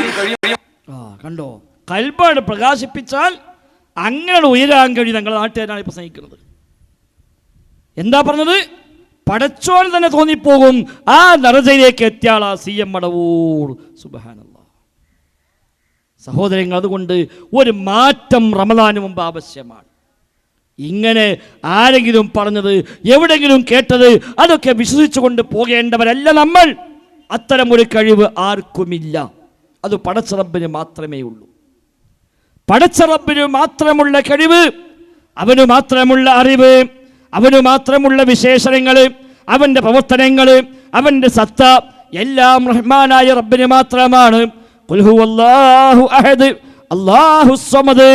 പറയണേ നബിയേ, അല്ലാഹ് ഏകനാണ്, അല്ലാഹ് ഏകനാണ്, അഹദാണ്, തുല്യതയില്ലാത്തവനാണ്, സമന്മാരില്ലാത്തവനാണ്, സമദാണ്, ആരെയും ആശ്രയിക്കാത്തവനാണ്, എല്ലാവരാലും ആശ്രയിക്കപ്പെടുന്നവനാണ്. ജനിച്ചിട്ടില്ല അവൻ, ഒരാൾക്കും മകനായി ജന്മം നൽകിയിട്ടില്ല അവൻ. വലം യകുൽ ലഹു കുഫുവൻ അഹദ്. ഇവിടെ തുല്യനായി ഒരാളും തന്നെ ഇല്ല. എത്ര ചെറിയ സൂറത്താ! ഇത് അറിയാത്ത ആരാളത്? സൂറത്തുൽ ഇഖ്ലാസ്, സൂറത്തുൽ തൗഹീദ് എന്നൊക്കെ വിശേഷിപ്പിക്കപ്പെടുന്ന ഒരു ചെറിയ അധ്യായം. സഹോദരങ്ങളെ, അല്ലാഹ് പഠിപ്പിക്കുക, വലം യകുൽ ലഹു കുഫുവൻ അഹദ്. അല്ലാഹ്ക്ക് തുല്യനായി ആരും തന്നെ ഇല്ല. ഒന്നിലുമില്ല, കഴിവിലില്ല, അറിവിലില്ല, കേൾവിയിലില്ല, കാഴ്ചയിലില്ല, പ്രവൃത്തിയിലില്ല, നാമങ്ങളിലില്ല, വിശേഷങ്ങളില്ല. ഒരൊറ്റ കാര്യത്തിലും പടച്ച റബ്ബിന് തുല്യമായി ആരും തന്നെ ഇല്ല. അതുകൊണ്ട് അള്ളാന്റെ കഴിവ് അല്ലാഹ് കൊടുത്തു, അതുണ്ടാവില്ല. റബ്ബിന്റെ അറിവ്, അവന്റെ കേൾവി, അവന്റെ കാഴ്ച അവൻ നൽകി ഒരു മഹാന്, ഒരു നബിക്ക്, ഒരു വലിയന്, ഒരു തങ്ങൾക്ക് അതുണ്ടാവുക ഇല്ല. അങ്ങനെ കൊടുത്തു എന്ന് പറഞ്ഞാൽ അതിനർത്ഥം അല്ലാഹ് സ്വയം ഒരു പങ്കുകാരനെ സ്വീകരിച്ചു എന്നാണ്. അതുണ്ടാവില്ല. വഹ്ദഹു ലാ ശരീക ലഹ്. അവൻ ഏകനാണ്, ലാ ശരീക ലഹ്, അവന് തുല്യന്മാരില്ല, പങ്കുകാരില്ല. ഫലാ തജ്അലു ലില്ലാഹി അൻദാദാ വഅൻതും തഅലമൂൻ. സൂറത്ത് ബഖറയിലെ 22-ാമത്തെ വചനമാണ്. വിശുദ്ധ ഖുർആനിലെ 1-ാമത്തെ വിരോധമാണ്. ഫലാ തജ്അലു ലില്ലാഹി അൻദാദാ. അല്ലാഹു തആലാക്ക് തുല്യന്മാരെ ഉണ്ടാക്കരുത്, സമന്മാരെ ഉണ്ടാക്കരുത്, സ്ഥാപിക്കരുത് എന്ന് വിശുദ്ധ ഖുർആൻ ആദ്യമായി മനുഷ്യത്തോട് പറഞ്ഞ 1-ാമത്തെ വിരോധം അതാണ്. ഫലാ തജ്അലു ലില്ലാഹി അൻദാദാ. 2-ാം അധ്യായം 22-ാമത്തെ വചനം. 2-ാം അധ്യായം 21-ാമത്തെ വചനമാണ് 1-ാമത്തെ കൽപ്പന. യാ അയ്യുഹന്നാസ് ഉഅ്ബുദൂ റബ്ബക്കും അല്ലദീ ഖലഖക്കും വല്ലദീന മിൻ ഖബ്ലിക്കും ലഅല്ലക്കും തത്തഖൂൻ. നിങ്ങളെ സൃഷ്ടിച്ചവൻ, നിങ്ങളെ മുൻഗാമി സൃഷ്ടിച്ചവൻ, ആകാശത്തെ സംവിധാനിച്ചവൻ, ഭൂമിയെ വാസയോഗ്യമാക്കിയവൻ, വെള്ളമിറക്കിയവൻ, ആ വെള്ളം മുഖേന സസ്യങ്ങൾ ഉൽപ്പാദിപ്പിച്ചവൻ, അതൊക്കെ ചെയ്തവനാരോ അവനെയാണ് ആരാധിക്കേണ്ടത്. നിങ്ങൾ രക്ഷിതാവിനെയാണ് ആരാധിക്കേണ്ടത്. ഇതാ 1-ാമത്തെ കൽപ്പന. സഹോദരങ്ങളെ, അത് വിരുദ്ധമാണ് ഈ ഉസ്താദുമാരുടെ സംസാരത്തിൽ നമ്മൾ കേട്ട അത്തരം പ്രയോഗങ്ങൾ. ഇതിനെല്ലാം അവയ്ക്കുള്ള അടിസ്ഥാനം എന്തായോ? അല്ലാഹ് കൊടുത്ത കഴിവ്. അല്ലാഹ് അങ്ങനെ കഴിവ് കൊടുക്കുന്ന വിശ്വസിക്കുന്നത്, അത്തരം കഴിവ് കൊടുക്കയില്ല. ആ കഴിവിനാണ് അഭൗതികമായ കഴിവ് എന്ന് പറയാം. ആ കഴിവിനാണ് അദൃശ്യമായ കഴിവ് എന്ന് പറയുക. അദൃശ്യമായ കേൾവി, അദൃശ്യമായ കാഴ്ച, അദൃശ്യമായ അറിവ്, അദൃശ്യമായ കഴിവ്, അദൃശ്യമായ ഏതു വിശേഷണവും ലോകരക്ഷിതാവായ പടച്ചറബ്ബിന് മാത്രമാണ് എന്ന് ഇസ്ലാം പഠിപ്പിക്കുന്നു. ലാ ഹൗല വലാ ഖുവത ഇല്ലാ ബില്ലാഹ്. പടച്ചറബ്ബിനല്ലാതെ ഒരു കഴിവുമില്ല, ശക്തിയുമില്ല. അവനാണ് ഖാദിർ, കഴിവുള്ളവൻ. അവനാണ് മുഖ്തദിർ, കഴിവുള്ളവൻ. അവനാണ് ഖുദ്റത്ത്, കഴിവവനുള്ളതാണ്. കേൾവി, കാഴ്ചയുള്ളവനാണ്. സമീആണ്, ബസീറാണ്, അലീമാണ്. നമ്മൾ കാണുന്നില്ലേ, നമ്മൾ കേൾക്കുന്നില്ലേ, നമ്മൾ അറിയുന്നില്ലേ, നമ്മൾ എടുക്കുന്നില്ലേ, പിടിക്കുന്നില്ലേ? പടച്ചറബ്ബും കാണുന്നില്ലേ, പടച്ചറബ്ബും കേൾക്കുന്നില്ലേ, അവനും അറിയുന്നില്ലേ? എവിടെയാ വ്യത്യാസം? ഒരുപാട് വ്യത്യാസമുണ്ട്. അല്ല, ഒരു സാമ്യതയുമില്ല. നമ്മുടെ അറിവ് വ്യവസ്ഥകളുടെ ഉള്ളിലാണ്, നമ്മുടെ കാഴ്ച വ്യവസ്ഥയുടെ ഉള്ളിലാണ്, നമ്മുടെ കേൾവി വ്യവസ്ഥയുടെ ഉള്ളിലാണ്, നമ്മുടെ ശക്തി വ്യവസ്ഥയുടെ ഉള്ളിലാണ്. ഏതു പടപ്പിന്റെ ശക്തിയും, ഏതു പടപ്പിന്റെ കേൾവിയും, ഏതു പടപ്പിന്റെ കാഴ്ചയും, ഏതു പടപ്പിന്റെ അറിവും, ഏതു പടപ്പിന്റെ ശക്തിയുമൊക്കെ ആ വ്യവസ്ഥക്കുള്ളിലാണ്, ആ സിസ്റ്റത്തിനുള്ളിലാണ്. ദൃശ്യമാണ്, ഭൗതികമാണ്. ഭൗതികമായ വ്യവസ്ഥയുടെ സംവിധാന അടിസ്ഥാനത്തിൽ മാത്രമാണ്, അതിനപ്പുറമില്ല. അതുകൊണ്ട് ആ കണ്ണിന് കാഴ്ച കുറഞ്ഞാൽ കണ്ണട വെക്കും. അതും പറ്റാതായാലോ നിവൃത്തില്ല. സർജറി ചെയ്യാൻ പറ്റുമോ, ചെയ്തു നോക്കുക. എന്നിട്ടും വിജയിച്ചില്ലേ, കഴിഞ്ഞു, അത് അവിടെ അവസാനിച്ചു. CM മടവൂനും അവസാനം കണ്ണിന് കാഴ്ച പോയി എന്നാണല്ലോ. പ്രമേഹം ഓവറായി അവസാനം കണ്ണിൻ്റെ കാഴ്ച പോയി എന്ന് ചരിത്ര പുസ്തകത്തെ എല്ലാവരും എഴുതിച്ചു.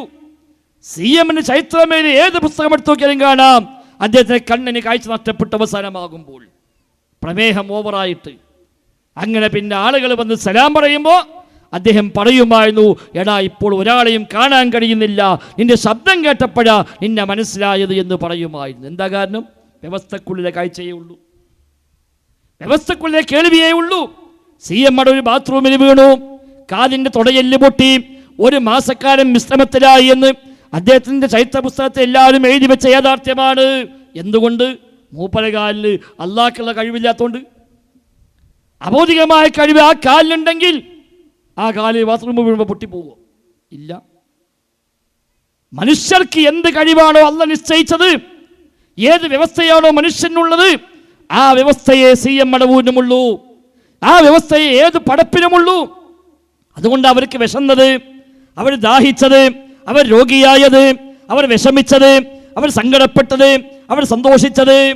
അല്ലാഹുവിന്റെ റസൂൽ സ്വല്ലല്ലാഹു അലൈഹി വസല്ലമ വഫാത്താകാൻ കിടക്കുന്ന അവസാന ദിവസങ്ങളിൽ നബിതങ്ങൾക്ക് വല്ലാത്ത വേദനയായിരുന്നു.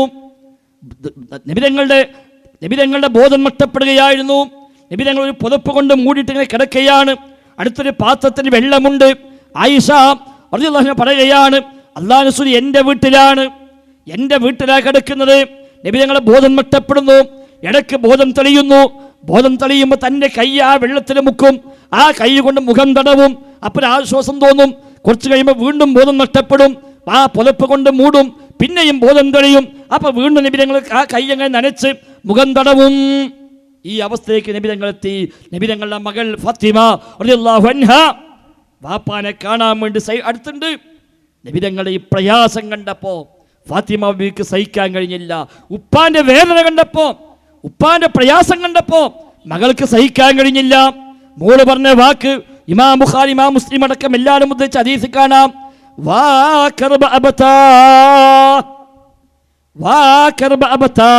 എൻ്റെ ഉപ്പാക്ക് എന്തൊരു വേദനയാണ്, എത്ര വേദനയാണ് എൻ്റെ ഉപ്പ സഹിക്കുന്നത്, വല്ലാത്ത വേദന എൻ്റെ ഉപ്പ സഹിക്കുന്നത് എന്ന് മോള് പറയുമ്പോൾ നബി തങ്ങൾ ആശ്വസിപ്പിച്ചു, ഇല്ല മോളെ, ലാ കർബ അലാ അബീകി ബഅദൽ യൗം.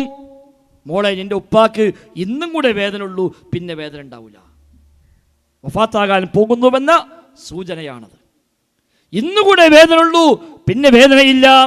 സ്വഹാബിമാർ പലരും വന്നു, അനസ് റളിയല്ലാഹു അൻഹു കാണാൻ വന്നു, പല സ്വഹാബത്തും കാണാൻ വന്നു. നബി തങ്ങളെ വേദന കണ്ട് അവർക്കൊക്കെ പ്രയാസമായി. അവർ ചോദിച്ചു, നബിയെ ഇന്നക ലതൂഅകു യാ റസൂലല്ലാഹ്, അല്ലാഹുവിന്റെ റസൂലേ, താങ്കൾക്ക് വല്ലാത്ത വേദനയുണ്ടല്ലേ? ഇമാം ബുഖാരി ഉദ്ധരിച്ച ഹദീസാണ്. നബിയെ, വല്ലാത്ത വേദനയുണ്ടല്ലേ? നബി തങ്ങളെ മറുപടി, അതെ, ഇന്നി ലഊഅകു കമാ യുഅകു റജുലാനി മിൻകും, നിങ്ങളെ കൂട്ടത്തിൽ 2 ആൾ അനുഭവിക്കുന്ന വേദന ഞാൻ ഒറ്റക്ക് അനുഭവിക്കുന്നുണ്ട്. 2 പേരുടെ വേദന ഞാൻ ഒറ്റക്ക് അനുഭവിക്കുന്നുവെന്ന് റസൂലുള്ളാഹി സ്വല്ലല്ലാഹു അലൈഹി വസല്ലമ. എന്തേ ആ വേദന ഉണ്ടായത്? മാനുഷികമായ ഗുണങ്ങളൊക്കെ അമ്പിയാക്കന്മാർക്കുമുണ്ട്. അവർക്കും വേദനയുണ്ട്, അവർക്കും സങ്കടമുണ്ട്. നബി തങ്ങളുടെ മകൻ ഇബ്രാഹിം എന്ന കുട്ടി മരിച്ചു. 1.5 വയസ്സ് പ്രായമാ, 18 മാസം പ്രായമാ. ആ സമയത്താ ഇബ്രാഹിം മരിക്കുന്നത്. നബിക്ക് ഏറെ പ്രിയപ്പെട്ട പേരക്കുട്ടിയ, ഏറെ പ്രിയപ്പെട്ട മകനാണ്.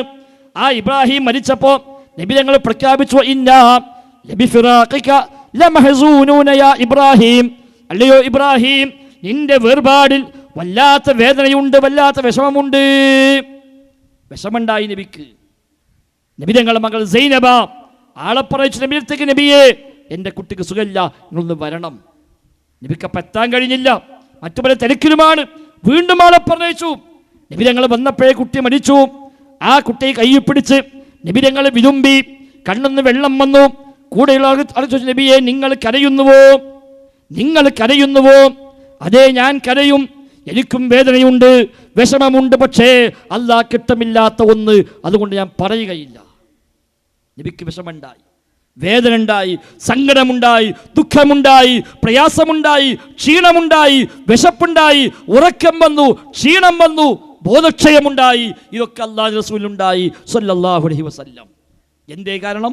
അബ്ദ് എന്ന മർത്തബയിൽ അപ്പുറത്തേക്ക് പോയിട്ടില്ല. ഇവിടെയോ അബ്ദിന്ന് വിട്ട് പിന്നെ സ്വതന്ത്രനായി ഹുറായി മാറി. അപ്പൊ പിന്നെ അബ്ദുൽ ഖാദിർ അല്ല, ഖാദിറായി മാറി. അങ്ങനത്തെ അവസ്ഥ അമ്പിയാക്കൾക്ക് പോലും ഉണ്ടായിട്ടില്ല. ഇത് വെച്ചുകൊണ്ടാണ് ആളുകളെ പറ്റിക്കുന്നത്. സഹോദരങ്ങൾ, ഇതിലെല്ലാം ന്യായമെന്താ? അത്തരം കഴിവൊക്കെ അവർക്കുണ്ട്. അഭൗതികമായ കഴിവ്, അദൃശ്യമായ കഴിവ് അല്ലാഹു തആല പലർക്കും നൽകും എന്നാണ് ഈ ഉസ്താദുമാർ സമൂഹത്തെ പഠിപ്പിക്കുന്നത്. അതിന് ആയത്തോതും, അതിന് ഹദീസുകൾ പറയും, കഥകൾ പറയും, കെട്ടുകഥകളുമായി വരും, കിനാ കഥകൾ പറയും, പാട്ടും ബെയ്ത്തുമായി വരും. എന്നിട്ട് പറയാ, അവർക്കൊക്കെ പല കഴിവുണ്ട്, ലോകത്ത് എവിടുന്ന് വിളിച്ചാലും കേൾക്കും, എവിടുന്ന് വിളിച്ചാലും എല്ലാം അറിയും. വല്ലാ നിലത്തീനും എന്നെ വിളിപ്പോർക്ക് ബൈബൂടതു തീരം ചെയ്യും ഞാനെന്നോവർ. ഏത് നാട്ടിൽ നിന്ന് വിളിച്ചാലും ശരി, വായ പൂടും മുമ്പ് ഞാൻ ഉത്തരം ചെയ്യാമെന്ന് മുഹ്യിദ്ദീൻ ശൈഖ് പറഞ്ഞിട്ടുണ്ട് എന്നാണ്. കുപ്പിയകത്തുള്ള വസ്തുവിനെ പോലെ കാണാ ഞാൻ നിങ്ങളുടെ കൽഭാഗമെന്നോവർ. കുപ്പിയുടെ ഉള്ളിലെ വസ്തു കാണും പോലെ കൽഭകത്തുള്ളിൽ കാണുമെന്ന് ശൈഖ് പറഞ്ഞിട്ടുള്ളൂ എന്നാണ് പഠിപ്പിക്കുന്നത്. കണ്ണിൽ കാണാത്തതും കൽഭകത്തുള്ളതും കൺകൊണ്ട് കണ്ട പോൽ കാട്ടിപ്പറഞ്ഞോവർ എന്നൊക്കെയാണ് ശൈഖിനെ പറ്റി ഇല്ലാ കഥകൾ പറഞ്ഞുണ്ടാക്കിയത് നമ്മുടെ കോഴിക്കോട്ടുകാരൻ. അതിനൊക്കെ എന്താ ബേസ്? അല്ല അങ്ങനെ കഴിവ് കൊടുത്തു, അഭൗതികമായ കഴിവ് കൊടുത്തു, അദൃശ്യമായ കഴിവ് കൊടുത്തു. മുജാഹിദ് പ്രസ്ഥാനം 100 കൊല്ലം ഈ സമസ്തക്കാരനെ പിന്നാലെ കൂടിക്കൊണ്ട് പറഞ്ഞു, ഇല്ല കൂട്ടരെ, ആ കഴിവ് ആർക്കുമില്ല. അദൃശ്യമായ കഴിവ് ആർക്കുമില്ല, അഭൗതികമായ കഴിവ് ആർക്കുമില്ല. ആ കഴിവ് പടച്ച റബ്ബിനെ ഉള്ളൂ. ഒരു വലിയനുമില്ല, ഒരു നബിക്കുമില്ല, ഒരു മഹാനുമില്ല, ഒരു സൃഷ്ടിക്കുമില്ല, ഒരു ജിന്നിനുമില്ല, ഒരു മലക്കിനുമില്ല, ഒരൊറ്റ പടപ്പിനുമില്ല. അത് പടച്ച റബ്ബിനു മാത്രമാണ്. അപ്പൊ ചിലർ ചോദിച്ചു, ജിന്നുകൾ കാണൂലേ, മലക്കുകൾ കേൾക്കൂലേ? മലക്ക് കേൾക്കും, ജിന്ന് കാണും. അതിനർത്ഥം അപ്പൊ ജിന്നിനെ നമ്മൾ കാണുമോ? ഇല്ല. അപ്പൊ ജിന്നിന്റെ കാഴ്ച അദൃശ്യമായ കാഴ്ചയല്ലേ? ജിന്നിന്റെ കേൾവി അദൃശ്യമായ കേൾവിയല്ലേ? അല്ല, അത് ആപേക്ഷികമാണ്. അത് ആപേക്ഷികമാണ്. നമുക്കാപേക്ഷികമായി നമ്മളിവിടെ കാണുന്നില്ല എന്ന് പറയാം, നമുക്കാപേക്ഷികമായി നമുക്ക് ഇടപെടാൻ പറ്റുന്നില്ല എന്ന് പറയാം. എന്നാൽ അവർക്ക് അല്ല വെച്ച വ്യവസ്ഥ എന്തോ, ആ വ്യവസ്ഥക്കുള്ളിലെ കാഴ്ചയെ ജിന്നിനുള്ളൂ, ആ വ്യവസ്ഥക്കുള്ളിലെ കാഴ്ചയെ മലക്കിനുള്ളൂ, ആ വ്യവസ്ഥക്കുള്ളിലെ കഴിവ് ഏത് പടപ്പിനുമുള്ളൂ. അതിനപ്പുറമുള്ള കഴിവ് അല്ലാഹു തആലക്ക് മാത്രമാണ്. മറിയം ബിവിയുടെ മുമ്പിൽ മലക്ക് വന്നുകൊണ്ട് പറഞ്ഞു, സന്താനമുണ്ടാകാൻ പോകുന്നുവെന്ന സന്തോഷ വാർത്ത അറിയിക്കാനായി അല്ലാഹ് അയച്ച റസൂലാണ്, ദൂതനാണ് ഞാൻ. എന്താ മറിയം ബിവിന്റെ ചോദ്യം? എനിക്കെങ്ങനെ കുട്ടിയുണ്ടാകുക? എനിക്കെങ്ങനെ കുട്ടിയുണ്ടാവുക? കാരണം എന്നൊരു പുരുഷനും സ്പർശിച്ചിട്ടില്ല. ന്യായമായ വഴിയിലോ അന്യായമായ വഴിയിലോ ഒരാളും സ്പർശിച്ചിട്ടില്ല. വലം യംസസ്നീ ബശർ വലം അകു ബഗിയ്യാ. ഒരു മനുഷ്യനും സ്പർശിക്കാതെ എനിക്കെങ്ങനെ കുട്ടിയുണ്ടാകും? അതാണ് വ്യവസ്ഥ. എന്താ മറുപടി? ഖാല കദാലികി ഖാല റബ്ബുകി ഹുവ അലയ്യ ഹയ്യിൻ. എൻ്റെ റബ്ബ് പറയുന്നു, എനിക്കത് എളുപ്പമാണ്. പുരുഷ സ്പർശനമില്ലാതെ ഒരാൾ ഗർഭിണിയായി മാറ്റാൻ അല്ലാഹ്ക്ക് കഴിയും. അല്ല, അല്ലാഹ്ക്കേ കഴിയൂ, വേറെ ആർക്കും കഴിയില്ല. അതിനാണ് അഭൗതികമായ കഴിവ്. അത് അല്ലാഹ്ക്ക് മാത്രമേ പറ്റുള്ളൂ. ബാക്കി ഏത് പടപ്പിനും ആ കഴിവില്ല.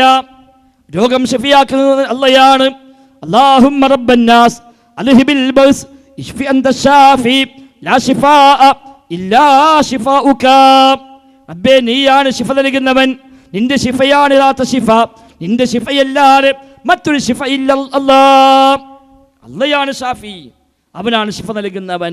ശിഫ നൽകാൻ നബിക്ക് കഴിയില്ല, വലിയന് കഴിയില്ല, തങ്ങൾക്ക് കഴിയില്ല, ജോത്സ്യന് കഴിയില്ല, ഒരു മനുഷ്യനും കഴിയില്ല, ഒരു ജിന്നിനും കഴിയില്ല, ഒരു മലക്കിനും കഴിയില്ല.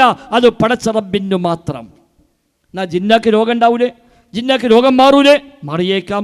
എങ്ങനെ? അല്ല വെച്ച വ്യവസ്ഥ എന്താണോ അത് പ്രകാരം. മനുഷ്യന്മാർക്ക് രോഗം ഉണ്ടാവൂലേ? രോഗം മാറൂലേ? പക്ഷികൾക്കും മൃഗങ്ങൾക്കും രോഗം ഉണ്ടാകുന്നില്ലേ? ഉണ്ട്. എങ്ങനെ രോഗമുണ്ടാകുന്നത്? എങ്ങനെ രോഗം മാറുന്നത്? അല്ല വെച്ച വ്യവസ്ഥ എന്തോ ആ വ്യവസ്ഥ പ്രകാരം. അതിനപ്പുറമുള്ള കഴിവ് അവക്കൊന്നിനുമില്ല. വിശക്കുന്നു, ഭക്ഷണം കഴിച്ചാൽ വിശപ്പ് മാറുന്നു. ദാഹം വരുന്നു, വെള്ളം കുടിച്ചാൽ ദാഹം ശമിക്കുന്നു.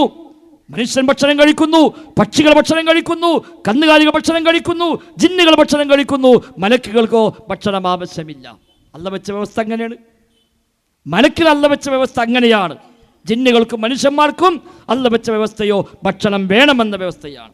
മനുഷ്യന്റെ ഭക്ഷണ രീതി വേറെ, ജിന്നുകളുടെ ഭക്ഷണ രീതി വേറെ. മനുഷ്യന്റെ ഭക്ഷണ രീതി വേറെ, കന്നുകാലികളുടെ ഭക്ഷണ രീതി വേറെ.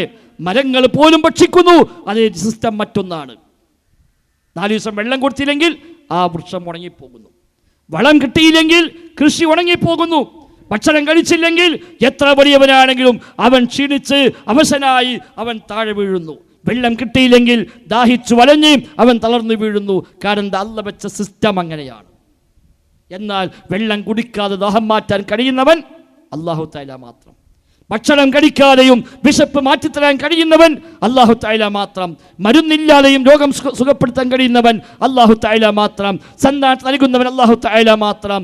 എല്ലാം ചെയ്യുന്നവൻ അല്ലാഹ് മാത്രം. അതാണ് അദൃശ്യമായ കഴിവ്. മുജാഹിദ് പ്രസ്ഥാനം 100 കൊല്ലമായി ഈ സമസ്തക്കാട് പറഞ്ഞു, നിങ്ങൾ ഈ ആശയം ശരിയല്ല. ഈ മഹാന്മാർക്ക് അബൗദികമായ കഴിവില്ല, ഒരു വലിയനും അബൗദികമായ കഴിവില്ല, ഒരു മടവൂരിനും അബൗദികമായ കഴിവില്ല. അത് അള്ളാഹ്ക്ക് മാത്രമേ ഉള്ളൂ. പക്ഷെ ഇപ്പൊ ചില ആളുകൾ കേട്ട് പറയാം, അല്ല ജിന്നും മലക്കൊക്കെ അബൗദികാണ്, ജിന്നും മലക്കൊക്കെ അബൗദികാണ് എന്ന ചില പുതിയ വാദങ്ങൾ മുജാഹിദ് പ്രസ്ഥാനത്തിന്റെ ലേബലിൽ ഏതാനും കൊല്ലങ്ങളായി കേൾക്കാൻ തുടങ്ങി. സുബ്ഹാനല്ലാഹ്, ഇതെങ്ങനെ പറയാൻ കഴിയാം? ഇതെങ്ങനെ പറയാൻ കഴിയാം? മുജാഹിദ് പ്രസ്ഥാനം പറയുന്ന തൗഹീദ് പൊളിക്കാൻ വേണ്ടി ഇവിടെ ഉസ്താദുമാരെ കൊണ്ടുവന്ന ആശയമായിരുന്നത്. മുജാഹിദീങ്ങൾ തൗഹീദ് പറയുമ്പോൾ, അള്ളാഹിനോട് തേടാവൂ എന്ന് പറയുമ്പോൾ, അവനോട് പ്രാർത്ഥിക്കാവൂ എന്ന് പറയുമ്പോൾ, അവനോട് സഹായമർത്ഥിക്കാവൂ എന്ന് പറയുമ്പോൾ അത് ശരിയല്ലെന്ന് പറയാൻ, അത് തകർക്കാൻ, പൊളിക്കാൻ വേണ്ടി സമസ്ത ഉസ്താദുമാരെ കൊണ്ടുവന്ന ആശയമായിരുന്നു ഇവർക്കൊക്കെ അബൗദികമായ കഴിവുണ്ട് എന്നത്. പൊന്മള നെല്ലിക്കുത്ത് ഇസ്മായിൽ മുസ്ലിയാർ പ്രഖ്യാപിക്കുന്ന ആ ഭാഗം നമ്മളൊക്കെ പലപ്പോഴും കേട്ടതായിരിക്കും. എന്നാലും ഒന്നുകൂടെ കേൾക്കുന്ന നല്ലതാണ്. ആ ഭാഗം ഒന്ന് ശ്രദ്ധിക്കുക. അഭൗതികമായ സഹായമാണ് അള്ളാഹു ചെയ്യുന്നത്. അഭൗതികമായ സഹായം അള്ളാഹു അല്ലാത്തവർ ചെയ്യുകയില്ല എന്ന് ഖുർആനിലില്ല. അങ്ങനെ ഖുർആനിൽ ഒരായത്തും തെളിയിക്കാൻ കഴിയൂല. നേരെ മറിച്ച് അഭൗതികമായ സഹായം അള്ളാഹു അല്ലാത്തവർ ചെയ്യും എന്ന് തന്നെയാണ് ഖുർആനിലുള്ളത്.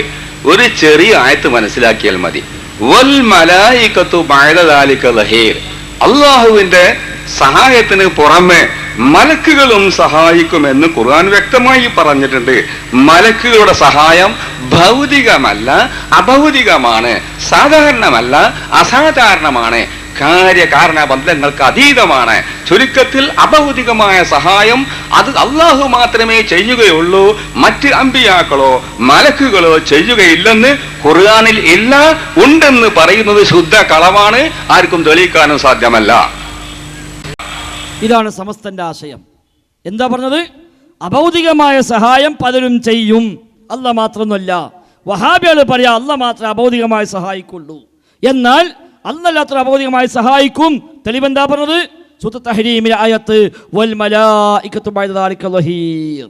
മലക്കുകൾ നബിയുടെ സഹായിയാണ്. ആയത്തുണ്ട്, അർത്ഥം അങ്ങനെ തന്നെയാണ്. മലക്കുകൾ നബിയുടെ സഹായിയാണ് എന്ന് അല്ലാഹ് പറയുന്നു. അപ്പൊ മലക്ക് അഭൗതികല്ലേ? അപ്പൊ ആ സഹായം അഭൗതികമായ സഹായമല്ലേ? അപ്പൊ വഹാബികൾ പറഞ്ഞ തെറ്റല്ലേ? ഇതാ വളരെ ചോദ്യം. മുജാഹിദീങ്ങൾ പറഞ്ഞു അല്ലാഹ് മാത്രമേ അഭൗതികമായി സഹായിക്കുള്ളൂ. അതേ അല്ലാഹ് പറയുന്നു മലക്കുകൾ നബിയെ സഹായിക്കുമെന്ന്. അപ്പൊ മലക്ക് അഭൗതികാണല്ലോ. അപ്പൊ മലക്ക് അഭൗതികമായി കഴിഞ്ഞാൽ മലക്ക് സഹായം അഭൗതികമായി. അപ്പൊ അഭൗതിക സഹായം അല്ലാഹ് ചെയ്യുന്നായി. അപ്പൊ മുജാഹിദീങ്ങൾ പറഞ്ഞ തൗഹീദ് തൗഹീദല്ല. ഇത് സ്ഥാപിക്കാനാണ് സമസ്തക്കാർ ഇക്കണ്ട പണിക്കെടുത്തത്. അന്ന് നമ്മൾ മറുപടി കൊടുത്തു. ഇത് 2007 അദ്ദേഹം പുളിക്കലിൽ വെച്ച് നടത്തിയ മുഖാമുഖത്തിലെ മറുപടിയാണ്. ഏതാണ്ട് 18 കൊല്ലായി. അന്ന് ആ പുളിക്കലിൽ വെച്ച് മറുപടി പറഞ്ഞു, മറ്റൊരുപാട് സ്ഥലത്ത് മറുപടി പറഞ്ഞു. എന്താ മറുപടി പറഞ്ഞത്? മുസ്ലിയാരെ നിങ്ങൾ വിചാരിച്ച പോലെയല്ല, ആയത്ത് ശരിയാണ്, അർത്ഥവും ശരിയാണ്, പക്ഷെ നിങ്ങൾ പറഞ്ഞ വ്യാഖ്യാനം ശരിയല്ല. ആയത്തെന്താ? വൽ മലായികതു ബഅദ ദാലിക ദഹീർ. അർത്ഥമോ മലക്കുകളും അല്ലാഹുവിന്റെ റസൂലിന്റെ സഹായിയാണ്. അപ്പൊ മലക്ക് സഹായിക്കുന്ന ഖുർആനിലുണ്ട്, ശരിയാണ്. അപ്പൊ മലക്ക് സഹായിക്കുന്നു പറഞ്ഞാൽ അബൗദികമായ സഹായം അല്ലാഹു ചെയ്യുന്നതാണോ? അല്ല. അപ്പൊ മലക്ക് സഹായിക്കുന്നതോ? മലക്കിന് അല്ല വെച്ച വ്യവസ്ഥ എന്തോ ആ വ്യവസ്ഥ പ്രകാരം സഹായിക്കും. അതിനപ്പുറം സഹായിക്കാനോ മലക്കിനും കഴിയില്ല. മലക്കുകൾക്ക് അല്ല വെച്ച വ്യവസ്ഥ എന്താണോ ആ വ്യവസ്ഥ പ്രകാരം മലക്കുകൾ ചെയ്യുന്നു. അതിനപ്പുറത്തേക്ക് ചെയ്യാൻ മലക്കിനും കഴിയില്ല. അതുകൊണ്ട് അഭൗതികമായ സഹായം മലക്കും ചെയ്യാൻ കഴിയില്ല, അത് അള്ളാഹ്ക്കേ കഴിയുള്ളൂ. 2007 ഫെബ്രുവരിയിൽ വിചിന്തനം വാരികയിൽ ലേഖനം എഴുതി പഠിപ്പിച്ചു കൊടുത്തു, ഈ ആശയം ശരിയല്ല. അത് വ്യക്തമായി പറഞ്ഞു. മലക്കുകളെ പ്രവൃത്തികൾ, കഴിവുകൾ നമുക്ക് മനസ്സിലാകുന്നില്ലെങ്കിലും അതൊക്കെ അല്ല വെച്ച വ്യവസ്ഥ പ്രകാരം മാത്രമാണ്. അതുകൊണ്ട് അതിന് അഭൗതികമെന്നോ കാര്യകാല ബന്ധങ്ങൾക്ക് അധീനമെന്നോ ബുദ്ധിയും വകതിരിവുമുള്ളവർ പറയുകയില്ല. 2007 ഫെബ്രുവരിയിലെ വിചിന്തനത്തിൽ ലേഖനം വന്നു, സമസ്തക്കാർക്ക് ഉത്തരമായിക്കൊണ്ട്. അതേ മനുഷ്യന്മാർ പിന്നെ 5 കൊല്ലം കഴിഞ്ഞപ്പോൾ പറഞ്ഞു മലക്ക് അഭൗതികം തന്നെയാണ്, ജിന്ന് അഭൗതികം തന്നെയാണ്. വിചിന്തനത്തിൽ തന്നെ മറ്റു ലേഖനം വന്നു, ജിന്ന് ഭൗതികമല്ല, അഭൗതികം തന്നെ. അപ്പൊ സമസ്തക്കാർ ബന്ധമല്ലേ ഞങ്ങളും പണ്ട് പറഞ്ഞത്? ഞങ്ങൾ പണ്ടേ പറഞ്ഞു അല്ല മാത്രമൊന്നല്ല അബോധിക ശക്തി ഉള്ളത്. ഇപ്പൊ നിങ്ങളും സമ്മതിച്ചു ജിന്നും മലക്ക് അബോധിക കഴിവുള്ളവരാണ്. അപ്പൊ വീണ്ടും പ്രശ്നമായി. അപ്പോഴാ മറ്റേ കൂട്ടരടങ്ങിയത്, ഞങ്ങൾ പറഞ്ഞു ജിന്ന് മലക്കൊക്കെ അബൗദികമാണ്, അതുകൊണ്ട് ജിന്ന് സഹായിക്കൂല, ജിന്ന് ഉപദ്രവിക്കൂല, മലക്ക് സഹായിക്കൂല, മലക്ക് ഇവിടെ ഒന്നും പ്രവർത്തിക്കൂല, മലക്കൊന്നും ഇടപെടുകയുമില്ല. അഹോ, അത് കുറച്ച് പിടുത്തപ്പെട്ട വാക്കാണല്ലോ. അപ്പൊ ജിന്ന് മനുഷ്യ ശരീരത്തിൽ പ്രവേശിക്കുന്ന അല്ല ഖുർആനിൽ പറഞ്ഞതല്ലേ? ജിന്നു ബാധയുണ്ട്, ഖുർആൻ പറഞ്ഞതേ അതില്ല, പറയാൻ പറ്റില്ല, അന്ധവിശ്വാസമാണ്. അതപ്പോൾ വലിയ വിവാദം ജിന്നുബാധായത്. അല്ല, ഇവിടെ ആരും ജിന്നിന്റെ പിന്നാലെ പോയതല്ല, ഒരാളും ജിന്നിന്റെ പിന്നാലെ പോയതല്ല. പിന്നെയോ വിശുദ്ധ ഖുർആനിൽ അല്ല പറഞ്ഞ ജിന്നുബാധ എന്നത് അന്ധവിശ്വാസമാണ് എന്നിടത്തേക്ക് ഒരു കൂട്ടരെത്തി. എന്തേ കാരണം? ഓരോ വീക്ഷണപ്രകാരം ജിന്ന് അഭൗതികമാണ്. അപ്പൊ ജിന്നു ബാധിച്ചുകൊണ്ട് പ്രയാസപ്പെടുത്തുമെന്ന് പറഞ്ഞാൽ അഭൗതികമായി അല്ലാഹുല്ലാത്ത പ്രയാസപ്പെടുത്തുമെന്നാണ്. അത് പറയാൻ പറ്റൂല. അപ്പൊ ഖുർആനിലുണ്ടല്ലോ, എന്നാലും അന്ധവിശ്വാസമാണ്. ഖുർആൻ എന്താ പറഞ്ഞത്? പലിശ ഭക്ഷിക്കുന്ന ആളുകൾ ലാ യഖൂമൂന ഇല്ലാ കമാ യഖൂമുല്ലദീ യതഖബ്ബതു ശൈത്വാനു മിനൽ മസ്സി. പലിശ ഭക്ഷിക്കുന്ന ആളുകൾ നാളെ പരലോകത്ത് എഴുന്നേറ്റ് നിൽക്കാൻ പോലും സാധിക്കുകയില്ല, പിശാചുബാധ ഏറ്റവൻ എഴുന്നേൽക്കും പോലെയല്ലാതെ.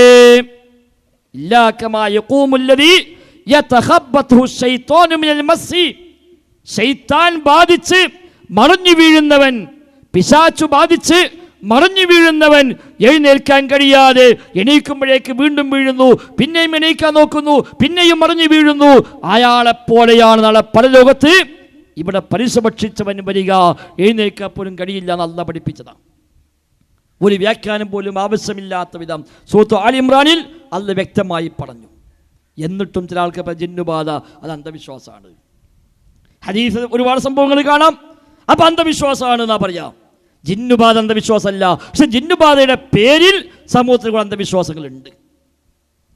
ജിന്നുബാധയുടെ പേരിൽ, ജിന്നിന്റെ പേരിൽ ഒരുപാട് അന്ധവിശ്വാസങ്ങൾ സമൂഹത്തിലുണ്ട്.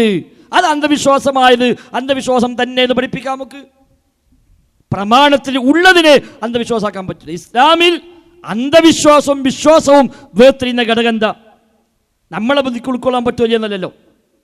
നമുക്ക് ഉൾക്കൊള്ളാൻ പറ്റുമെങ്കിൽ ശരിയായ വിശ്വാസം, ഇല്ലെങ്കിൽ അന്ധവിശ്വാസം. അതല്ല ഇസ്ലാം. അല്ലാഹുവും റസൂലും പഠിപ്പിച്ചാൽ അതൊക്കെ ശരിയായ വിശ്വാസമാണ്. പ്രമാണങ്ങളിൽ വന്നാൽ ശരിയായ വിശ്വാസമാണ്. പ്രമാണങ്ങളിൽ ഇല്ലേ അത് ഏത് ബുദ്ധിക്ക് ഉൾക്കൊണ്ടാലും ശരി അന്ധവിശ്വാസമാണ്. വിശുദ്ധ ഖുർആനിൽ പറഞ്ഞ കഥയാണ് സൂറത്ത് ഫീലിൽ പറഞ്ഞത്. എന്താ സൂറത്ത് ഫീൽ? അലം തറ കൈഫ ഫഅല റബ്ബുക ബിഅസ്ഹാബിൽ ഫീൽ. കഥ നമുക്കറിയാം. കഅബ പൊളിക്കാൻ വേണ്ടി യമനിലെ അബ്രഹത്തും കൂട്ടനും കൂടെ ആനപ്പടയുമായി വരുന്നു മക്കയിലേക്ക്. മക്കക്കാർക്ക് ആനയെ പരിചയമില്ല അതിനു മുമ്പ്. ആ ആനസംഘം വന്ന് കഅബയെ തകർക്കുന്ന ലക്ഷ്യം. പക്ഷേ അല്ലാഹു തആല ആകാശലോകത്ത് നിന്ന് അബാബീൽ പക്ഷികളെ പറഞ്ഞേക്കുന്നു. എന്താ പക്ഷി ചെയ്തത്?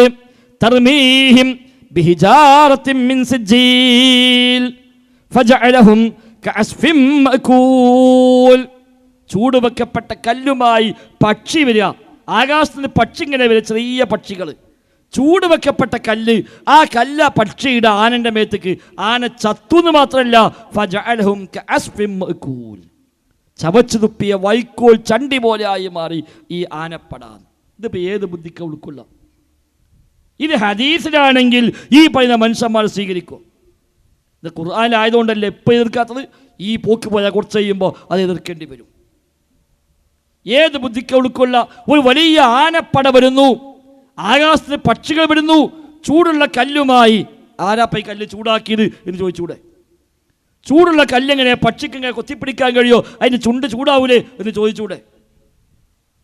അത് ആകാശത്ത് എറിഞ്ഞാൽ എങ്ങനെ ആന ചാവുക? നീ ചാവുക മാത്രമല്ല, ചവച്ച് തുപ്പിയ വൈക്കോൽ ചണ്ടികളെപ്പോലെ ആ ആനകളായിത്തീരുന്നു എന്ന് എങ്ങനെ വിശ്വസിക്കാൻ പറ്റുക? ഇതല്ല അന്ധവിശ്വാസം. അങ്ങനെയാണെങ്കിൽ സൂറത്തുൽ ബഖറ എൻ്റെ പേര് വരാൻ കാരണം, ആ സൂറയിൽ ഒരു പശുവിൻ്റെ കഥയുണ്ട്. ബനൂ ഇസ്രായേലിൽ ഒരാൾ കൊല്ലപ്പെടുന്നു. ആരാഘാതം എന്നറിയില്ല, പരസ്പരം പഴിചാരുന്നു. അങ്ങനെ മൂസാ നബിയുടെ മുമ്പിലെത്തുന്നു വിഷയം. പരിഹാരം വഹ്യു പ്രകാരം പറഞ്ഞു കൊടുക്കുന്നു.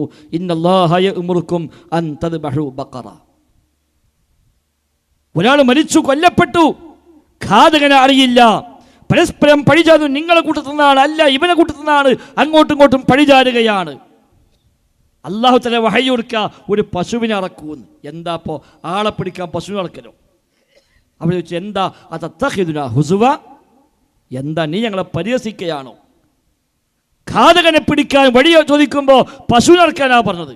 അതോ മഞ്ഞ പശു ആകണം, പ്രായം കൂടാൻ പാടില്ല, പറ്റ കുറയാൻ പാടില്ല, കൃഷിക്ക് ഉപയോഗിച്ചതാകാൻ പാടില്ല, ഒരുപാട് നിബന്ധന.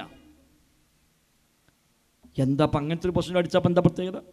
എന്താ പിന്നെ കറുത്ത പശു ആയാൽ, എന്താ ചുവപ്പ് പശു ആയാൽ, എന്താ കുറച്ച് പ്രായം കൂടിയാൽ, എന്താ കൃഷിക്ക് ഉപയോഗിച്ചാൽ ചോദിച്ചൂടെ? അത്തരം പശുവിനെ കണ്ടെത്തി നാം പറഞ്ഞു, ആ പക്ഷിയുടെ ഒരു ഭാഗമെടുത്ത് നിങ്ങൾ ആ മരിച്ചവനെ അടിക്കുക. പശുവിനെ അറുത്തിട്ട് അതിനൊരു ഭാഗം മുറിച്ചെടുത്ത് ആ മുറിച്ച മാംസം കൊണ്ട് മരിച്ച ആളെ അടിക്കുന്നു, മരിച്ച ആളെ എണീക്കുന്നു, എന്നെ കൊന്ന് ഇന്നാളാന്ന് പറയുന്നു. ഇതിലും വലിയ അന്ധവിശ്വാസം വേറെ എന്താ? ഒരാൾക്ക് ചോദിച്ചൂടെ? വേണമെങ്കിൽ ഒരാൾക്ക് പറഞ്ഞുകൂടെ? ഗുഹാവാസികൾ 300 കൊല്ലം ഉറങ്ങിക്കിടക്കുക, പിന്നെ എഴുന്നേറ്റ് വരെ ഹേയ് എന്താ ഇത് വിശ്വസിക്കാൻ പറ്റുമോ? ഇത് ബുദ്ധിക്കൊടുക്കുള്ളൂ എന്ന് ചോദിച്ചുകൂടെ? 300 കൊല്ലം ഉറങ്ങിക്കിടന്നിട്ട് പിന്നെ എണീറ്റ് വരിക, എന്നിട്ട് എത്ര ആയിരിക്കുമ്പോൾ ഒരു ദിവസം അല്ലെങ്കിൽ ഏതാനും മണിക്കൂറുകൾ എന്ന് പറയുക. ഇതൊന്നും ഉണ്ടാവില്ല, വെറുതെ കഥ പറയാണ് എന്ന് പറഞ്ഞുകൂടെ? എത്രയെത്ര സംഭവങ്ങൾ വിശുദ്ധ ഖുർആനിലുണ്ട്. ഇസ്രായേൽ മക്കൾക്ക് മീരെ തുരിസീന പർവ്വതം അല്ല ഉയർത്തിക്കൊണ്ടെന്ന് പറഞ്ഞു.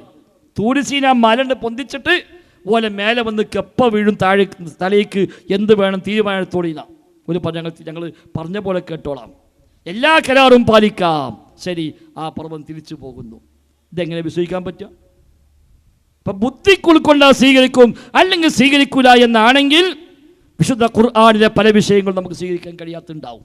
ഈ പറഞ്ഞ കഥയൊക്കെ ഹദീസിലാണെങ്കിൽ എന്തെല്ലാം പൊല്ലാപ്പുണ്ടാവും. നബിതങ്ങൾ വിളിച്ചപ്പോൾ ഒരു മരം നടന്നു വന്നു, ഹദീസിലുണ്ട്. ഒരു മരം വരുന്നു, നബിതങ്ങൾക്ക് മൂത്രമൊഴിക്കാൻ പോകണം, മറ ഒന്നുമില്ല. അപ്പോൾ മരത്തെ വിളിച്ച് ആ മരം ഇങ്ങനെ വന്നു, അവിടെ നിന്നെടുത്തു. മൂത്രമൊഴിച്ച് കഴിഞ്ഞ് പോയിക്കോനും മരം തിരിച്ചു പോയി. ഈ ഹദീസ് സ്വീകരിക്കൂല, അത് ബുദ്ധിക്കില്ല എന്ന് പറഞ്ഞ മനുഷ്യന്മാർ എങ്ങനെയാണ് മറ്റായത്ത് സ്വീകരിക്കുക?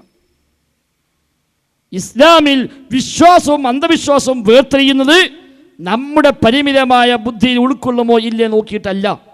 അല്ലാഹ് പറഞ്ഞിട്ടുണ്ടോ, റസൂല് പറഞ്ഞിട്ടുണ്ടോ, സമിഅനാ വ അത്വഅനാ, അതല്ലേ വിശ്വാസം.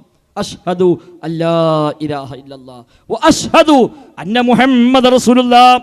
അല്ലാഹുവില്ലാതെ ഇലാഹില്ല, ഞാൻ സാക്ഷിയാണ്. മുഹമ്മദ് നബി അല്ലാഹുവിൻ്റെ റസൂലാണ്, ഞാൻ സാക്ഷിയാണ് സല്ലല്ലാഹു അലൈഹി വസല്ലം. ആ സാക്ഷ്യം വഹിച്ചാൽ പിന്നെ ചോദ്യമില്ല. നബി തങ്ങൾ മിഅ്റാജ് യാത്ര പോയി, രാവിലെ വന്നിട്ട് പറഞ്ഞു, ഞാൻ ഇന്നലെ രാത്രി ബൈത്തുൽ മുഖദ്ദസിൽ പോയി. അവിടുന്ന് ആകാശലോകത്തേക്ക് പോയി. അതും കഴിഞ്ഞ് സിദ്റത്തുൽ മുൻതഹയിലേക്ക് എത്തി. സ്വർഗം കണ്ടു, നരകം കണ്ടു, അള്ളാഹുമായി സംസാരിച്ചു. നേരം വെളുക്കുമ്പോഴേക്ക് തിരിച്ചെത്തി. അബൂജഹലും കൂട്ടരും മനസ്സിലാക്കി ഇതൊരു ചാൻസാ. ഏതായാലും മുഹമ്മദ് പറഞ്ഞത് ഒക്കെ വിശ്വസിക്കുന്ന കുറച്ച് ആൾക്കാർ വേണ്ടല്ലോ, ഓ ഇതേതായാലും വിശ്വസിക്കൂല. നേരെ വന്നു, സിദ്ദീഖുൽ അക്ബറിനെ കണ്ടു.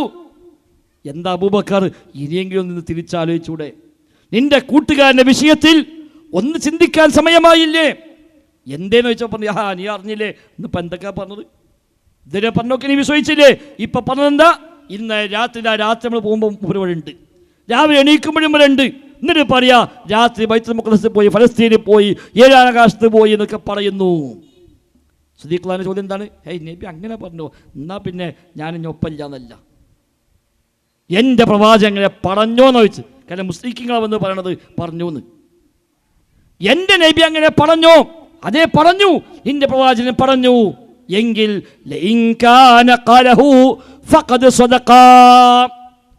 എൻ്റെ പ്രവാചകൻ പറഞ്ഞിട്ടുണ്ടെങ്കിൽ സത്യം തന്നെയാകുന്നു.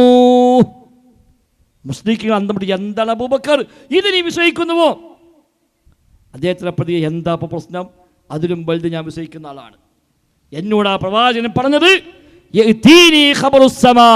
ആകാശലോകത്ത് നിന്ന് ഒരു മലക്കിറങ്ങി വന്ന് വിവരം നൽകുന്നുണ്ട്, ആയത്തോതി കൊടുക്കുന്നുണ്ട്, കാര്യങ്ങൾ പറഞ്ഞു കൊടുക്കുന്നുണ്ട് എന്ന് പറഞ്ഞപ്പോൾ അത് വിശ്വസിച്ച ആളാ ഞാൻ. എന്ന് എനിക്ക് പിന്നെ ആ നബി ഒന്ന് ആകാശത്ത് പോയി എന്ന് പറഞ്ഞാൽ വിശ്വസിക്കാൻ എന്താ പ്രയാസം? എത്ര സിമ്പിളാണ് അങ്ങനെ ആലോചിച്ചാലോ.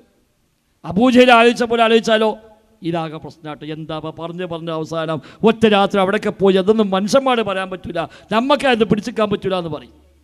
അബൂബക്കർ സിദ്ദീഖ് ആലോചിച്ചതോ മലക്ക് വന്ന് ഓതിക്കൊടുക്കുന്നു എന്ന് പറഞ്ഞപ്പോൾ അത് വിശ്വസിച്ച ഞാൻ, എനിക്ക് പിന്നെ നബി ആകാശത്ത് പോയി എന്ന് പറഞ്ഞാൽ അത് വിശ്വസിക്കാൻ പ്രയാസമില്ല. അതേ നബി തങ്ങൾ പറഞ്ഞു സംസമിൽ ശിഫയുണ്ട്, സംസമിൽ ശിഫയുണ്ട്. സംസം വെള്ളം എന്തിനു കുടിച്ചോ അതിന് പര്യാപ്തമാണ്.